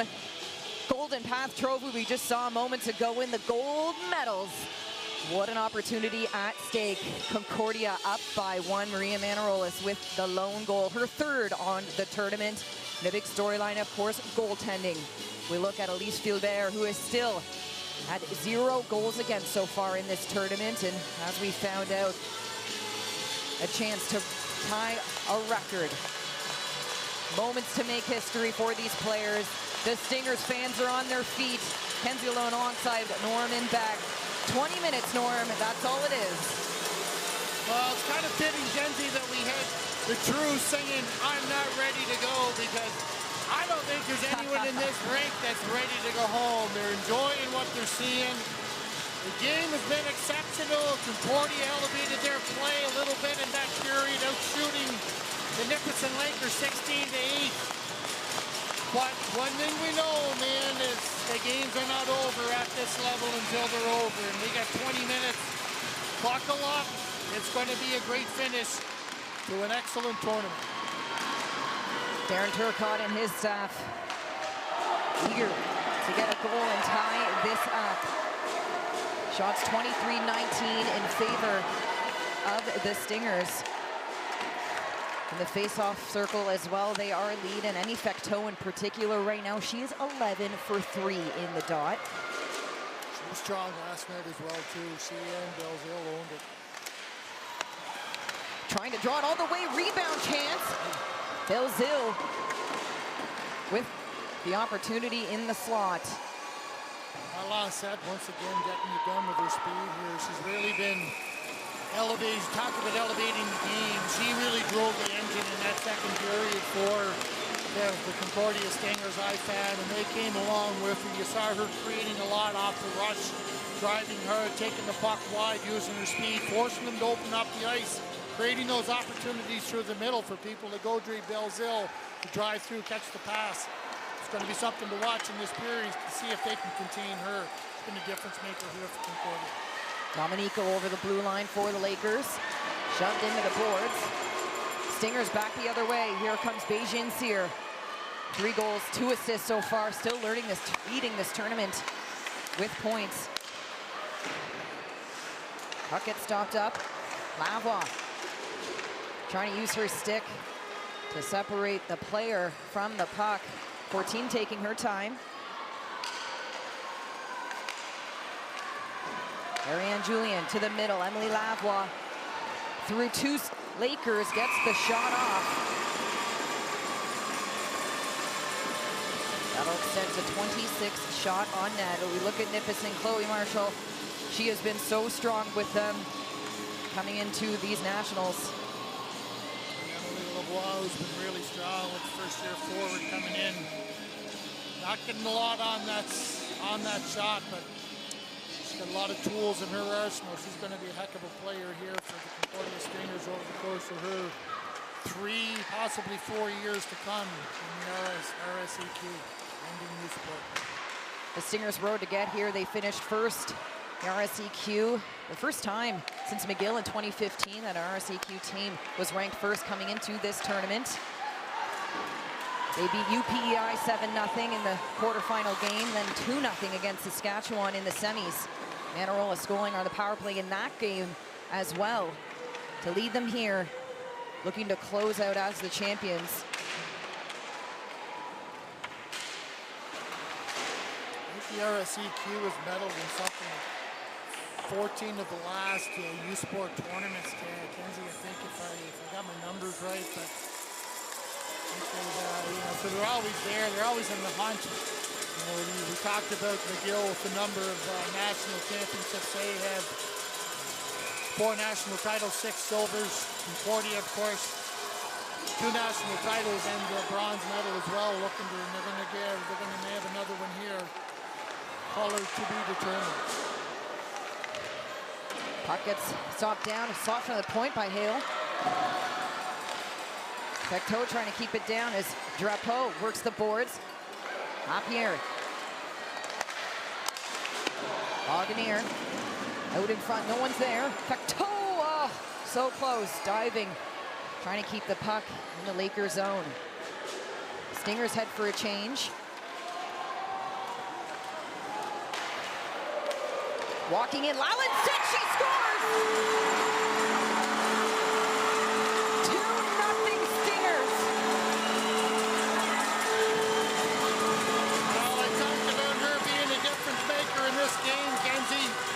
Once again, she steps up, strips the puck in the cross-ice pass, quick wrister. You know, it's going to take a good one to beat Chloe Marshall in this one. And Stephanie Lala said as Janu tries to go cross-ice with it. Quick wrister catches Chloe Marshall a little off guard. And the Concordia Stingers have themselves a huge advantage here early in this second period as they build a 2-0 lead. Second team U Sports All-Star gets her team up another goal. The 5th-year student, what an outstanding player she is. Matching her 2 assists to go along with it. Lakers will have to find a way in 16:35. Drapeau chipping it forward.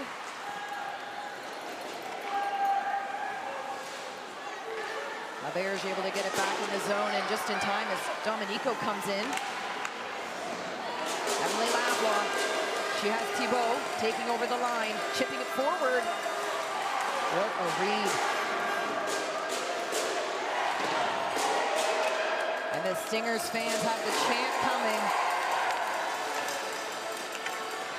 16:02. Offside will be the call.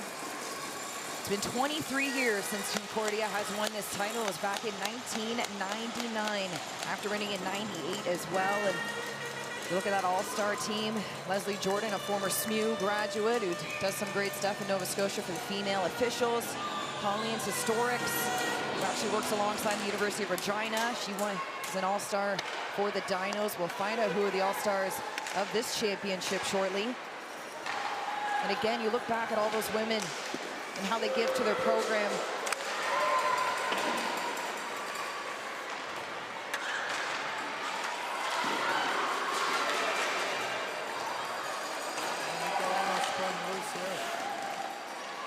Julien trying to keep it up.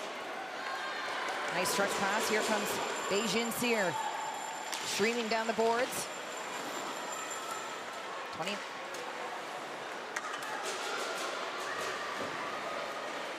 Lakers down the right side. Dominico's driving the net. Emily Lavoie picks it up. She has Manarolas. And Lagunier supporting. To Lagunier's shot. Chloe Marshall has it down.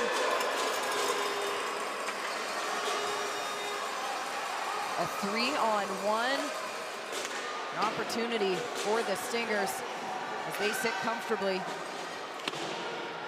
Shot goes down in a Lakers zone. Icing waved off. LaBerge over the line. Reg shot. Hefner, the captain of the Nipissing Lakers, trying to lead this team to a shot on net and a hopeful goal. Here's one. Shot down by Bernier. The patience.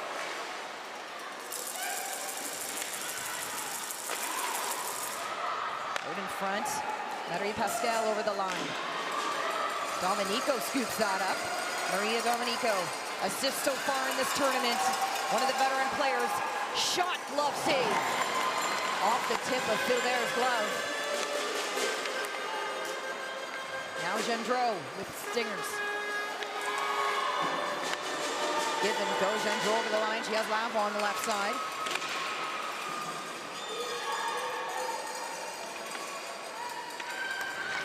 Out in front. What a play. Almost converted there as Emily Lavoie. The Stingers are showing no sign of playing Kitty Berdador right now. Turnover. Chomiak with an opportunity. Backhand. Alice Philbert will not get the standing ovation by this crowd. That's the 21st shot, and backbone of this defense coming through as the turnover comes in. Kate Chomiak tries to go wide, can't get it up over that pad just at the last minute. Heck of an effort in her purpose. Alice Philbert was better on that. Save number 22 for the St. Bruno de Montreville native. Holding it down. Neff. Having to make the Stingers choose a different option. Lagunier holding it along the boards. Now back for the Lakers. Neff calls for it. Steps in over the line. Shot will land to Philbert. She'll hold on.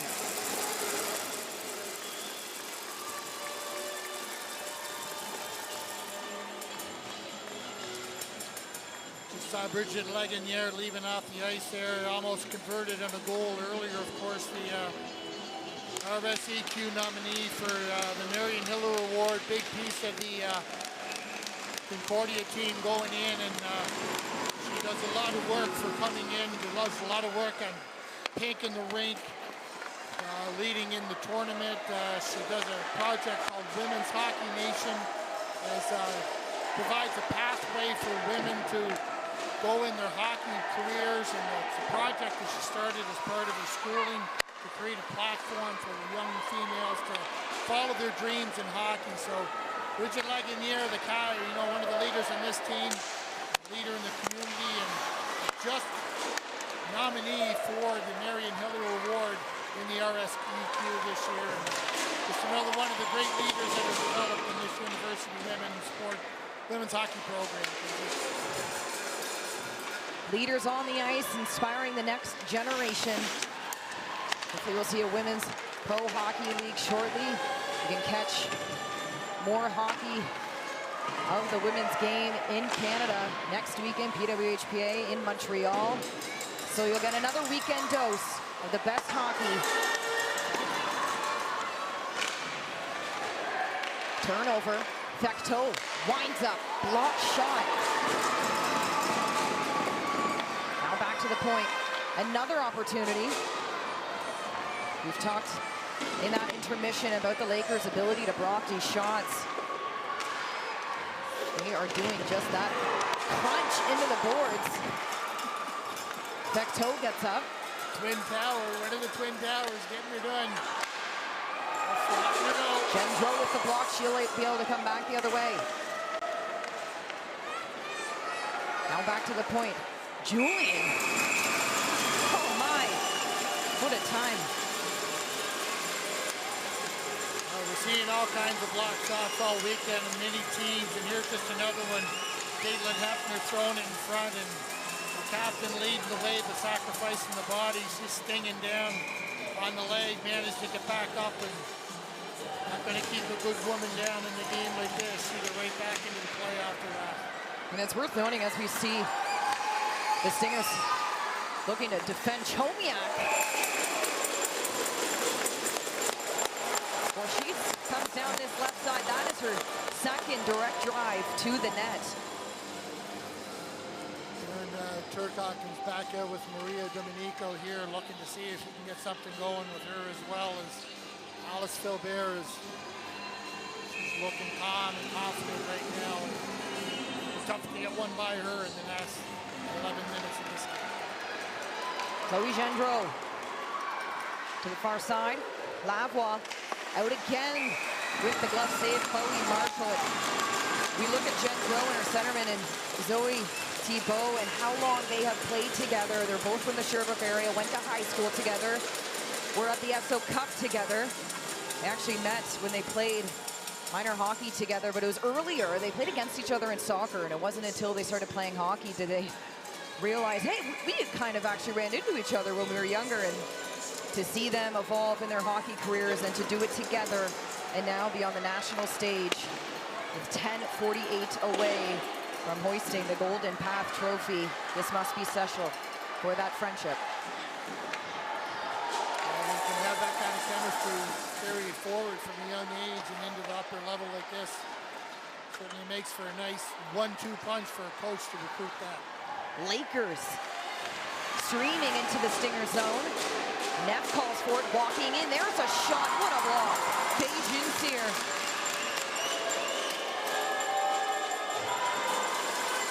Petro getting it done in the draws, on the block, throwing her body. Round of applause from all her teammates on the benches. She's doing what she has to do to preserve this 2-0 victory. Great pass there by Maria Domenico coming in. Love seeing that soft area pass. Throw it into M&F. Another first-year environmental student from Calgary, Alberta. Looked in, tried to go deep on it. Then Effecto sacrificing the body, coming across, sliding to take that one away. We have seen some incredible block shots. Some have even resulted in an assist. It's been an exciting tournament. Marie-Pascale Bernier has Belzile. She finds her, but just can't get over the stick. Now Zach trying to hold that line through there. Bernier gets tripped up in the corner. Zach has some time as the Stingers go for a change. Finds Domenico, cross ice pass. Here comes Thibault with her twin, in other words, in that other side, in Gendro. Kindred spirit. Lagunier jumps it in. Neff has pressure. 14 jumps it back in. 8:56 to go in this last period. Lakers just trying to get into the Stinger zone. Walking in, here comes Thibault. Zoe, shot. Too high over the net. Turning it around, now a turnover. There's another shot off the tip of Chloe Marshall's glove. Calderoni calls for it, but the shot has been taken. Now in the corner. Manarolas, a goal already in this game. Trying to hold the board. She has 3 Lakers on her, and Domenico comes out with it.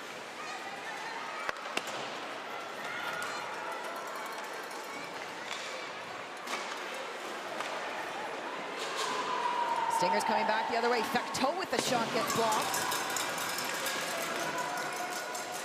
This is a tired Lakers team right now. They just need to get a break and get it out. Tasiuk gets the job done, and Den Hode has been out there for a while. She'll change. Lanellen trying to move it forward. LaBears keeps it in, and Tasiak will have another opportunity. Shot gets blocked.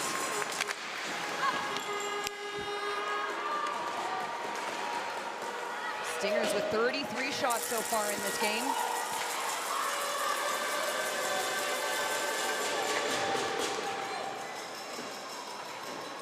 Lagunier. What a successful championship tournament she's had, and a noble career and her efforts in the community. 7:08 to go. Lalin sets.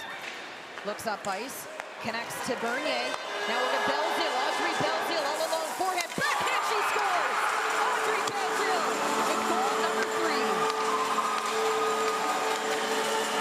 Well, you talk about the quick strike ability. You talk about the leadership group this Concordia Stingers team has had.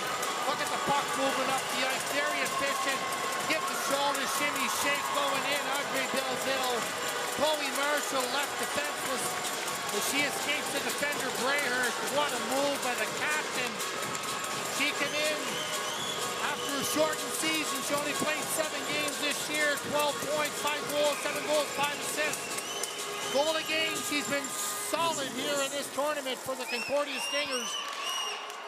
And that could be the ultimate deciding factor in this game. It'll be tough here for the Lakers to come back from this one. 3-0 with 6:44 to go. She won bronze in her second year with Concordia, but she wants gold. She wants to hoist that Golden Path trophy, and with her 3rd goal on the tournament and 3rd goal in this game, they are that much closer. Just saw the quick puck movement up the ice. Turn it up. Don't waste any time. Get in there on the attack. Let the puck do the work.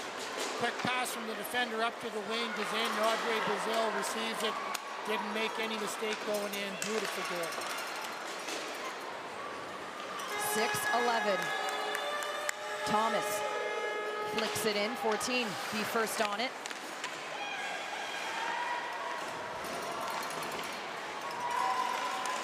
Trying to get a shot off. The Stingers back the other way. Manarolas in the corner. Belzil, the captain, with such a clutch goal. A statement I've heard a few times or another by a one and only Marie-Philippe Poulin. There's some similarities, Norm. There are some similarities. Here's a chance. Drapeau now. Hale winds one up. First on it, Calderoni keeps this play in the Lakers zone. There's another shot by Drapeau.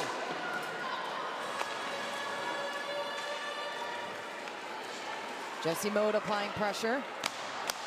Maria Domenico able to bring that puck out. Gaffney looking for some help. She'll flick it down low.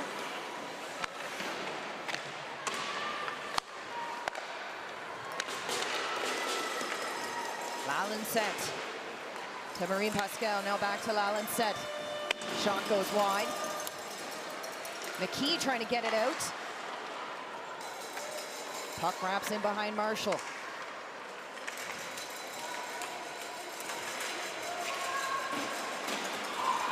So Lee and Hayhurst pushing the pace. It's been back and forth, and a reason for that, Norm, the goaltending. The goaltenders have been the talk of the tournament here. We're working on the record. You see the body work here. Finelli's still there, stretching out to hang with it. This is probably the save of the tournament. I know Camille Sugar hit a 10-beller earlier in the tournament, but Chloe Marshall, man, she's just been a real story here in this tournament. Again, a high degree of positivity for the rookie coming in. Her future is nothing but glowing, and we'll be looking at this tournament in the future, and I'm sure we're going to see Chloe Marshall's name, or we'll be calling her name a lot in future tournaments. But it's been quite a story written. Goaltending, I mean, we're thanks to the good work of our buddy Bo Ford, we got a little bit of research coming in, and he passes on that we're on the verge of tying a tournament record with 10 consecutive shutouts, or 9 consecutive shutouts in this tournament. Right? Unbelievable. What do you think? A record originally set in 1998 championship, and well, that was won by the Concordia Stingers, so it might be a record that will be tied by the same school. Time will tell on that, and 4:05 will be all that's left in this one here. Darren Turcotte sends out fresh troops. Heffler, Gaffney, Dominico, they're the ones that lead the offensive charge for this team. Broski coming in as well too. Let's see if they can get something happening here. Marshall on the bench. The Lakers, 6 attackers. Baranowski, shot gets blocked. All they have, the Nipissing Lakers, their first ever national appearance and their first final. They don't want to give up.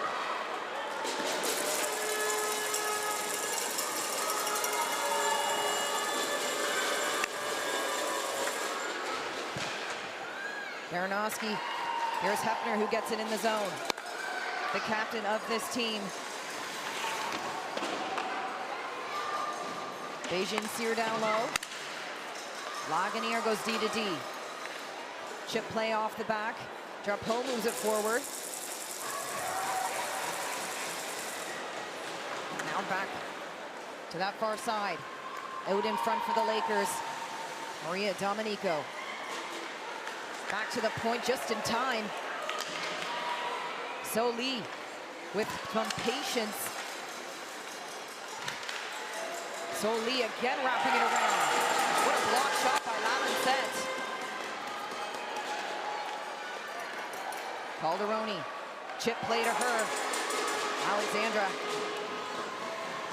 An aggressive penalty kill as the Lakers have 6 players on this ice, and Hode walking in.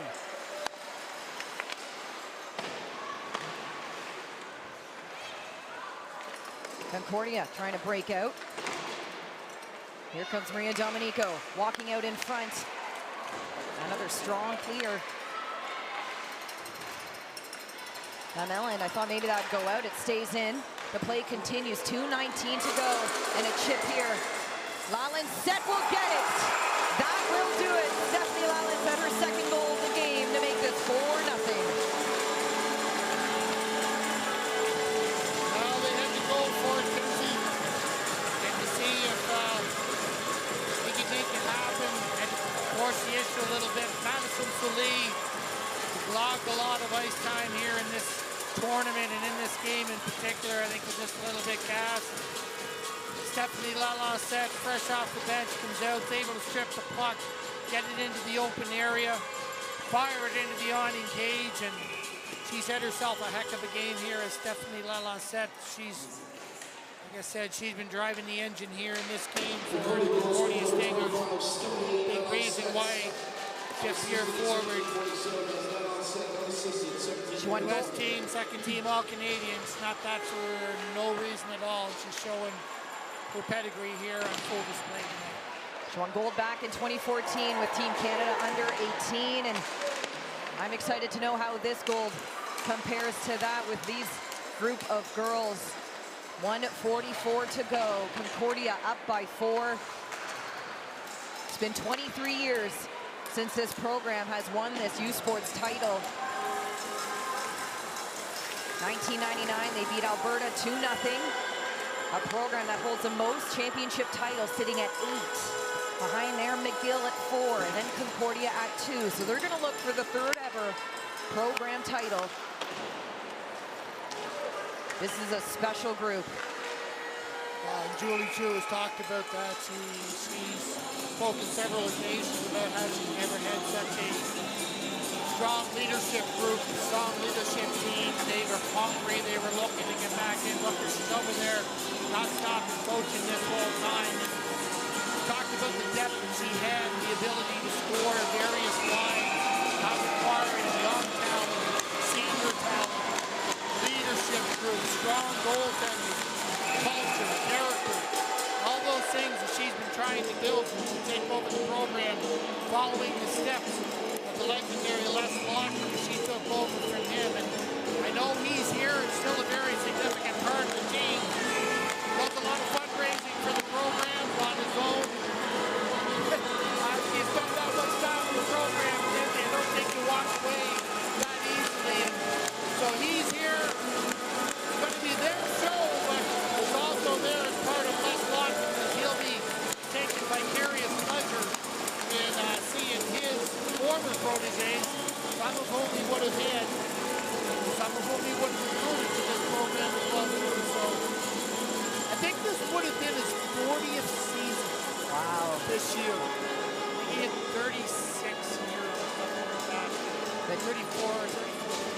We speak so highly. I mean, Julie Chu, such a face in women's hockey, and Caroline Ouellette, the two, to have them behind that bench, just for me, it's incredible to have that power alongside Marianne Rougeau as well, and the gold medals.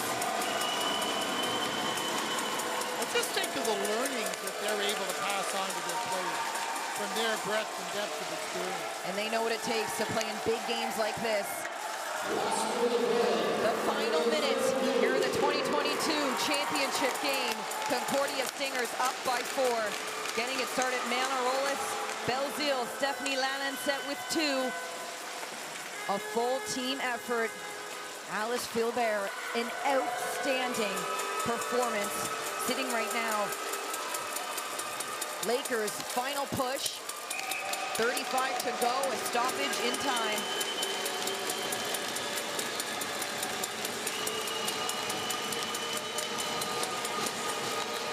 Daranovsky, Hefner, the leaders on this Lakers team, have 34 seconds. They want to finish out strong. A character, integrity finish. To the bell, that's good on them. And back it in. 28 seconds. And you can see the energy building on the Concordia bench. It is not over until the buzzer goes, and there's some nuts in front. Bernier clears it, the 5th-year player on this Concordia team. A special moment for her, the Quebec native, who's tied for most goals this season. Such a leader. She came back. She was challenged how to earn her ice time. 10.2. Face-off to the right of Chloe Marshall. Audrey Belzile, one of the best face-off winners here in the tournament. 7 seconds. Lagunier will look to finish this off. The Concordia Stingers are the 2022 U Sports Women's Hockey Champions for nothing. 23 years, the Stingers reclaim the title.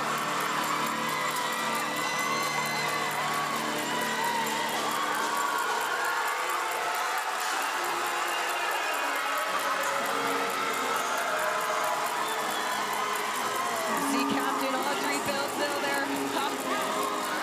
So excited for this group. Head coach Julie Chu, Caroline Ouellette. Look at that entire coaching staff. Marianne Rougeau, Erica Porter, a former captain, and now winning that championship title as a coach. A full circle moment for her.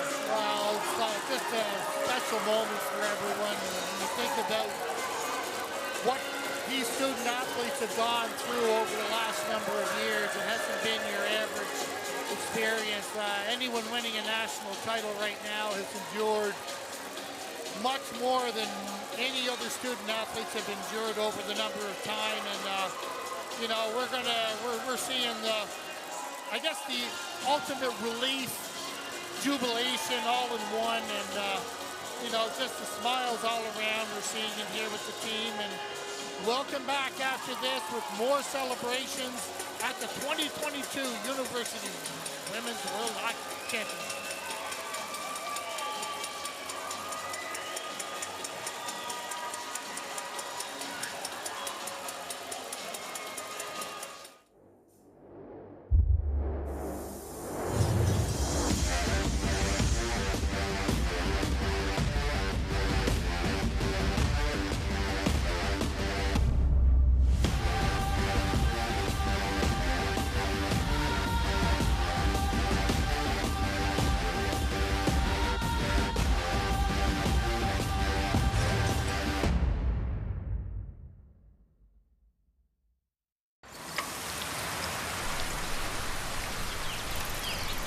From the moment you step on this island, you feel a little lighter.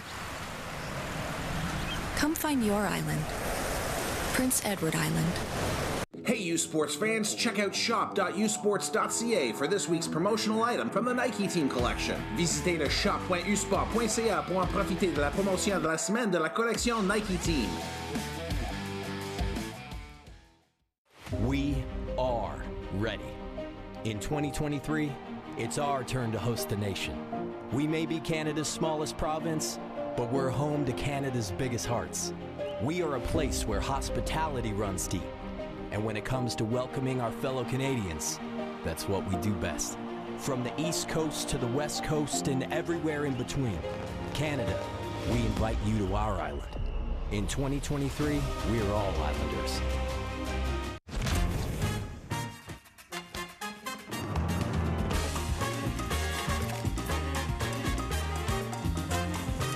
Every kitchen is a restaurant. Ish. With Cavendish Farms restaurant-style fries.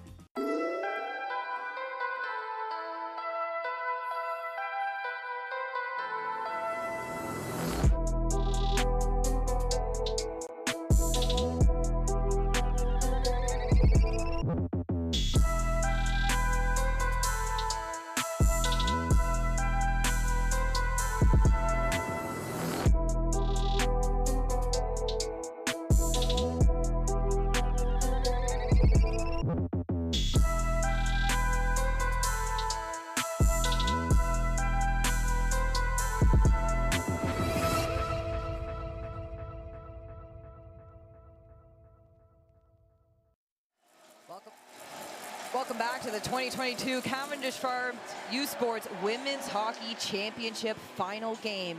It's the Concordia Stingers 4-0 victory over the Nipissing Lakers to hoist the Golden Path Trophy. They did it. A strange year, ups and downs. This special group of women have accomplished their goal and are going to be crowned champions.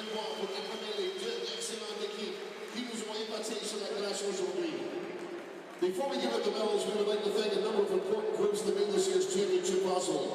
Avant de procéder à la distribution des médailles, permettez-moi de prendre quelques minutes pour remercier plusieurs groupes importants qui ont contribué au championnat de cette année. The University of Prince Edward Island and the UPEI host committee for the 2022 Cavendish Farms U Sports Women's Hockey Championship thanks our title sponsor as well as our government, national, and community sponsors for their tremendous support. An event of this magnitude could not happen without the assistance of our dedicated volunteers and minor officials, so thank you. Also, we are grateful to the U Sports staff and the Hockey Canada officiating team. And last but not least, thank you to the student athlete and team personnel for putting on one superb display of hockey for the fans. L'université de l'Université et le comité haut pour le championnat de hockey féminin e-sport 2022 remercie notre commanditaire en titre et nos commanditaires gouvernementaux, nationaux et communautaires pour le formidable soutien. Un événement de cette ampleur ne pourrait avoir lieu sans l'aide de vos doués, bénévoles et officiels mineurs, alors merci. De plus, nous sommes reconnaissants du personnel de U-Sport et de l'équipe des officiels de Hockey Canada. Et enfin, merci aux étudiants, athlètes et au personnel de l'équipe d'avoir présenté un superbe spectacle de hockey pour les fans. Now for the Medal of the World presentations. Maintenant, passons aux médailles et prix. I would like to call upon Miss Elise Pilon, representing U Sports as the technical delegate for the championship, to hand out the Source for Sports Nike Player of the Game Awards, as well as the U Sports Championship All-Star Team and MVP Awards. J'aimerais faire appel à Madame Elise Pilon, représentant U Sport, en tant que délai technique pour le tournoi pour aider à la distribution des prix. Beginning with the Source for Sports Nike Players of the Game. From the silver medalists, representing Nipissing University, number 51, Maria Domenico.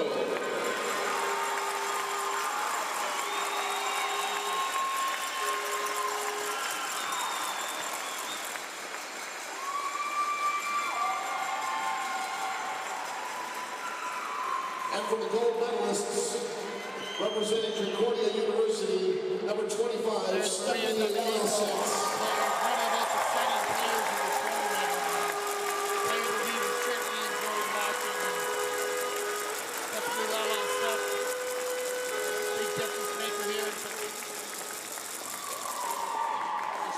Every tournament includes outstanding individual performances, and this weekend's tournament All-Stars recognize 6 athletes and 1 MVP. À chaque tournoi, certaines performances individuelles se démarquent des autres. L'équipe des étoiles a pour but de signaler le travail exceptionnel des 6 athlètes et de la plus utile du championnat. Your 2022 Tournament All-Stars. From Concordia, Alicia Philibert. That seems fitting, Norm. She just tied a history record in U Sports, most shutouts, 9 in a row. First set in 1998. A title won by Concordia. Here she is, 24 years later, tying the same record. From Nipissing, Madison Soleil. Madison Soleil, she had herself a tournament. Real stalwart, got the big OT winner against UBC in that first game to propel them into the medal round. A real force on D, especially her and Cara Denude. From Saskatchewan, well-deserved Jasper Devane.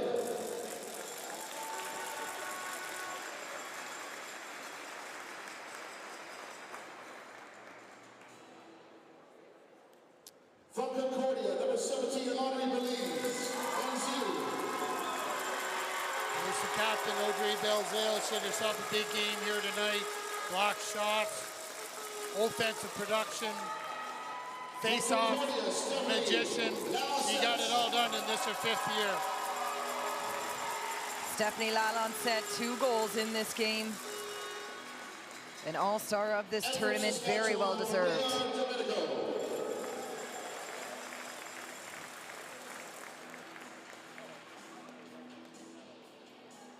Just announced Maria Domenico from Saskatchewan, but there might have been a miscommunication. And now we're pleased to announce the winner for this year's U Sports Women's I think we'll figure it out eventually.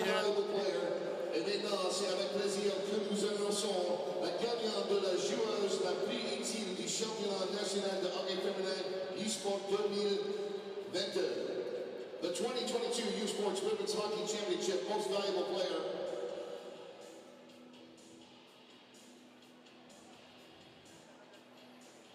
From the Concordia Stingers, number 25, Stephanie Lalonset. There you have it, the most valuable player of this tournament, Stephanie Lalonset. Like I said, in this game, she was the big engine driver for this game coming through. You see her saying probably there. Could have hit 4 or 5 different All-Stars coming in here. And she says to her teammates there, it's all because of you guys. It's all because of you guys as she comes down the line. A team player. Mayor of Charlottetown to present the silver medals. J'aimerais faire appel à Monsieur Philippe Brown, le maire de Charlottetown, pour aider à Caitlin Hefner, the captain of Nipissing, presenting the silver medals to her team. And we need to acknowledge this program. They are making history. Their first ever appearance, their highest they'll ever finished, 2nd in Canada. They should hang their hats. It's disappointing, but they've made it here, and there's a lot to be proud of. There's so much to be proud of with this organization and the work that Darren Turcotte has done in bringing them to where they are. This is the first time you ever had a national appearance from any sport from Nipissing, and to see them come in and conduct themselves in the manner in which they did. I know we're supposed to be impartial up here, Kenzie, but I couldn't help but keep rooting inside for Nipissing here. They kind of stole my hearts in a lot of ways because of their, not only their performance on the ice, the way they drove through the whole tournament. They had a challenging series of games to play. The parent group was fun to watch and themselves. They were enjoying themselves. And nice to see that the program is being rewarded. They make it here. Certainly disappointing. It's not the color medal you want to have coming for it, but you know, at the end of the day, they'll be looking back and they'll say, we had ourselves a heck of a run. And you see there are 2 leaders, Maria Domenico and Caitlin and Brayson, and clearly the level of respect they have for their captain and the Winkler, Manitoba native, who's grown very fond of her adopted town in North Bay, and the work that's been going on with that program. And I know that she's been very involved. She would be one of those women that have been involved in getting the girls hockey program going. She and Marilyn Fortin doing that as well too. So good on them for making their mark not only at the university but in the community as well. And like I said, you know, we've talked often about the leadership that these women are bringing to women's hockey and to the community. It's really inspiring to see.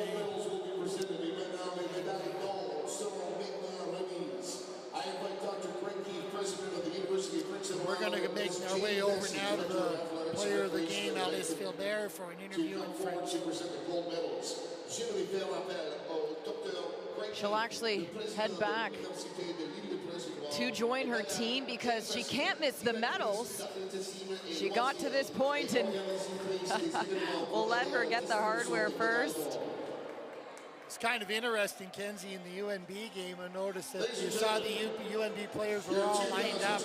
They're waiting for Jana Hedrick after the game. Jana was obviously being interviewed by someone down there. They waited patiently, she came down. She led the team off the ice. It was really, again, one of those touching moments that we've seen many of in this tournament, right? And you see, it was really a kind of a neat moment. There was, of course, the tears of dejection after having lost the game, but they come in as a team, they come in as a community, they're leaving as a community, all for one for all type of thing. Those sorts of things that I see, that I notice, and I love seeing about sports, kind of what makes the memories and kind of what makes it all special. And I like this, the Concordia Stingers taking the Olympic approach and having each player next to one another be the one to place the medal around the neck. I love that concept. Watching Anne-Renee Desbiens place the gold medal around Marie-Philippe Poulin's neck on the Olympic stage in Beijing, China. I asked her after, I was like, so what was that like? She's like, you know, we've been friends for so long, and you know, she can't believe the kind of game again that Poulin pulls off, and she doesn't, you know, she can't. She deflects. Exactly, and just Desbiens' pride she has for the team, and she's felt extra special to be the one to give her the gold medal, just as these players are. Well, and you talked about it, you know, the impact that a goalie had on that team, and Anne-Marie Desbiens. Everyone talked glowingly about the contributions she made to that team too, and no different here, where you see the love that these girls have for one another as they share in a special moment. And they came here on a mission. Kenzie, they felt they had a really unfinished business with this team after having been upset by University of Montreal there a couple of years ago. Felt that they got denied a trip to Charlottetown in 2020.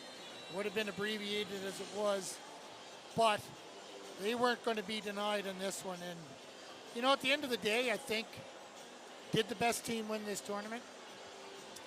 I believe so. The play tells us that indeed they earned these medals. Outstanding. 0 goals against, Norm. They do that. I mean, you just don't see that happen. Yeah. There's been only 3 teams before in history that have followed in that kind of footstep.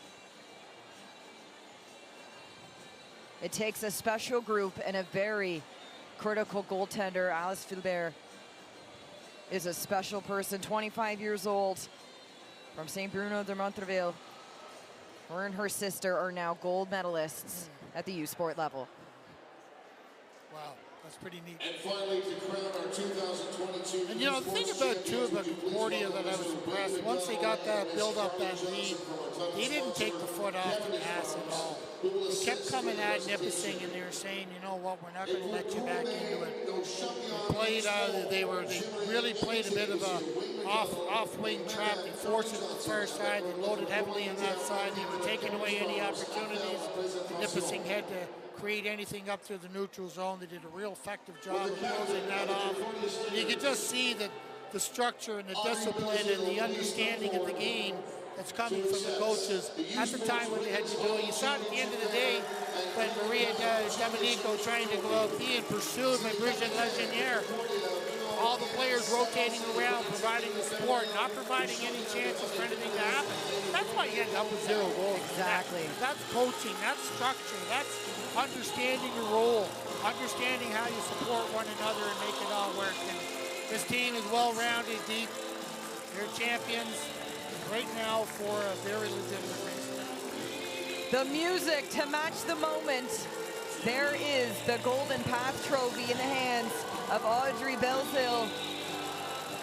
How many times has that song been played at tournaments around the world over the course of hockey history, sporting history, if you will? Of course, the Queen anthem being played in a multitude of times. As you can see everyone getting in there and being a part of that. And there's the moment you want to get the opportunity to hoist that Golden Path Trophy. Everyone getting a piece of it. They want to touch it. A moment in history. What a special group to do this. Fell short in 2018. Since 1999, 23 years later, the Concordia Stingers are U Sports Women's Hockey Champions. And Audrey Belzile, the captain, to take them there. Led by Julie Chu and her coaching staff.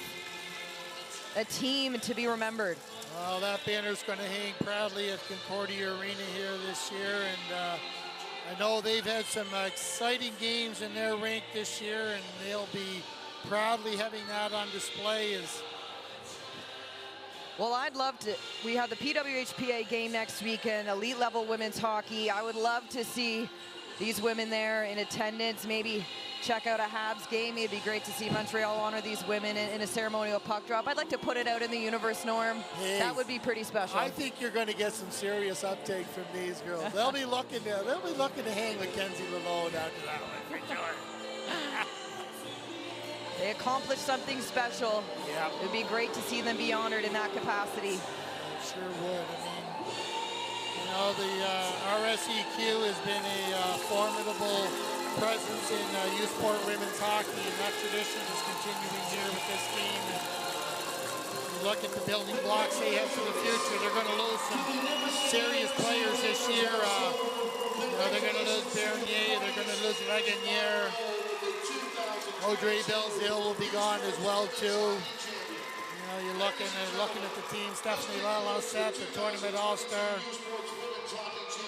Alice Philbert, will she come back for a 5th year? You know, but you look at players like Emily Lavoie, Annie Fecteau. They're going to be carrying the torch for sure, and you look at what they learned and what they gleaned from being part of this experience this year. It's going to set them up well for future success as well.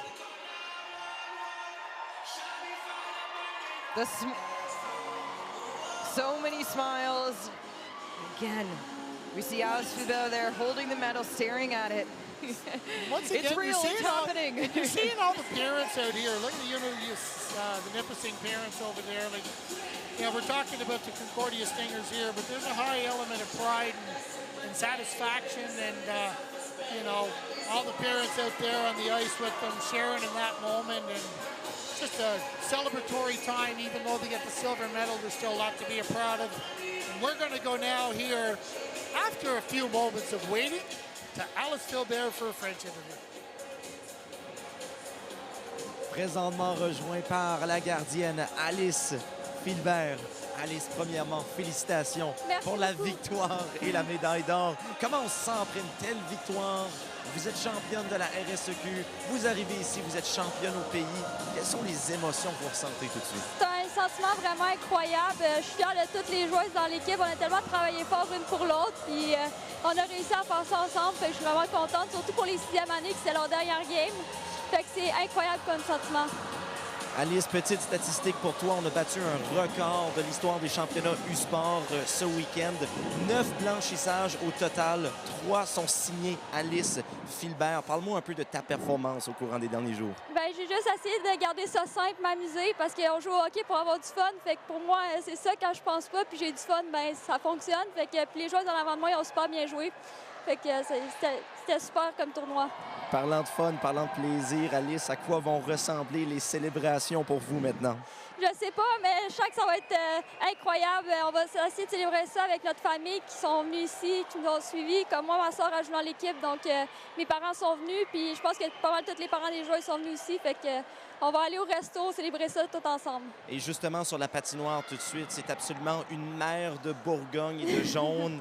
Vous avez eu beaucoup de supporters qui vous ont suivis. Comment on sent de gagner devant tant de personnes qui sont chères à vous? C'est le fun parce qu'on sent vraiment comme une famille à Concordia. Peu importe, tu arrives là-bas, c'est une deuxième famille pour nous. Les parents sont tout le temps là pour nous supporter. Même les athlètes, les autres sports, ils sont tous là pour nous supporter. Fait que c'est le fun, le sentiment d'appartenance qu'on a avec les Stingers. Alice, félicitations pour une performance historique. Retourne célébrer avec ton équipe. Je te souhaite une bonne fin de journée, bonne célébration et bonne chance pour le reste de ta carrière. Merci beaucoup. And that was University of Concordia goaltender Alice Philbert talking about the emotions of how this is just the best gang that she's ever been with. And she's an unbelievable feeling coming back here. And she goes in. Final score, here we go. Concordia Stingers over the Nipissing Lakers, 4-0. We'll be back after this to put a wrap on the 2022 U Sports Cavendish Farm Women's Hockey Championship here from Charlottetown.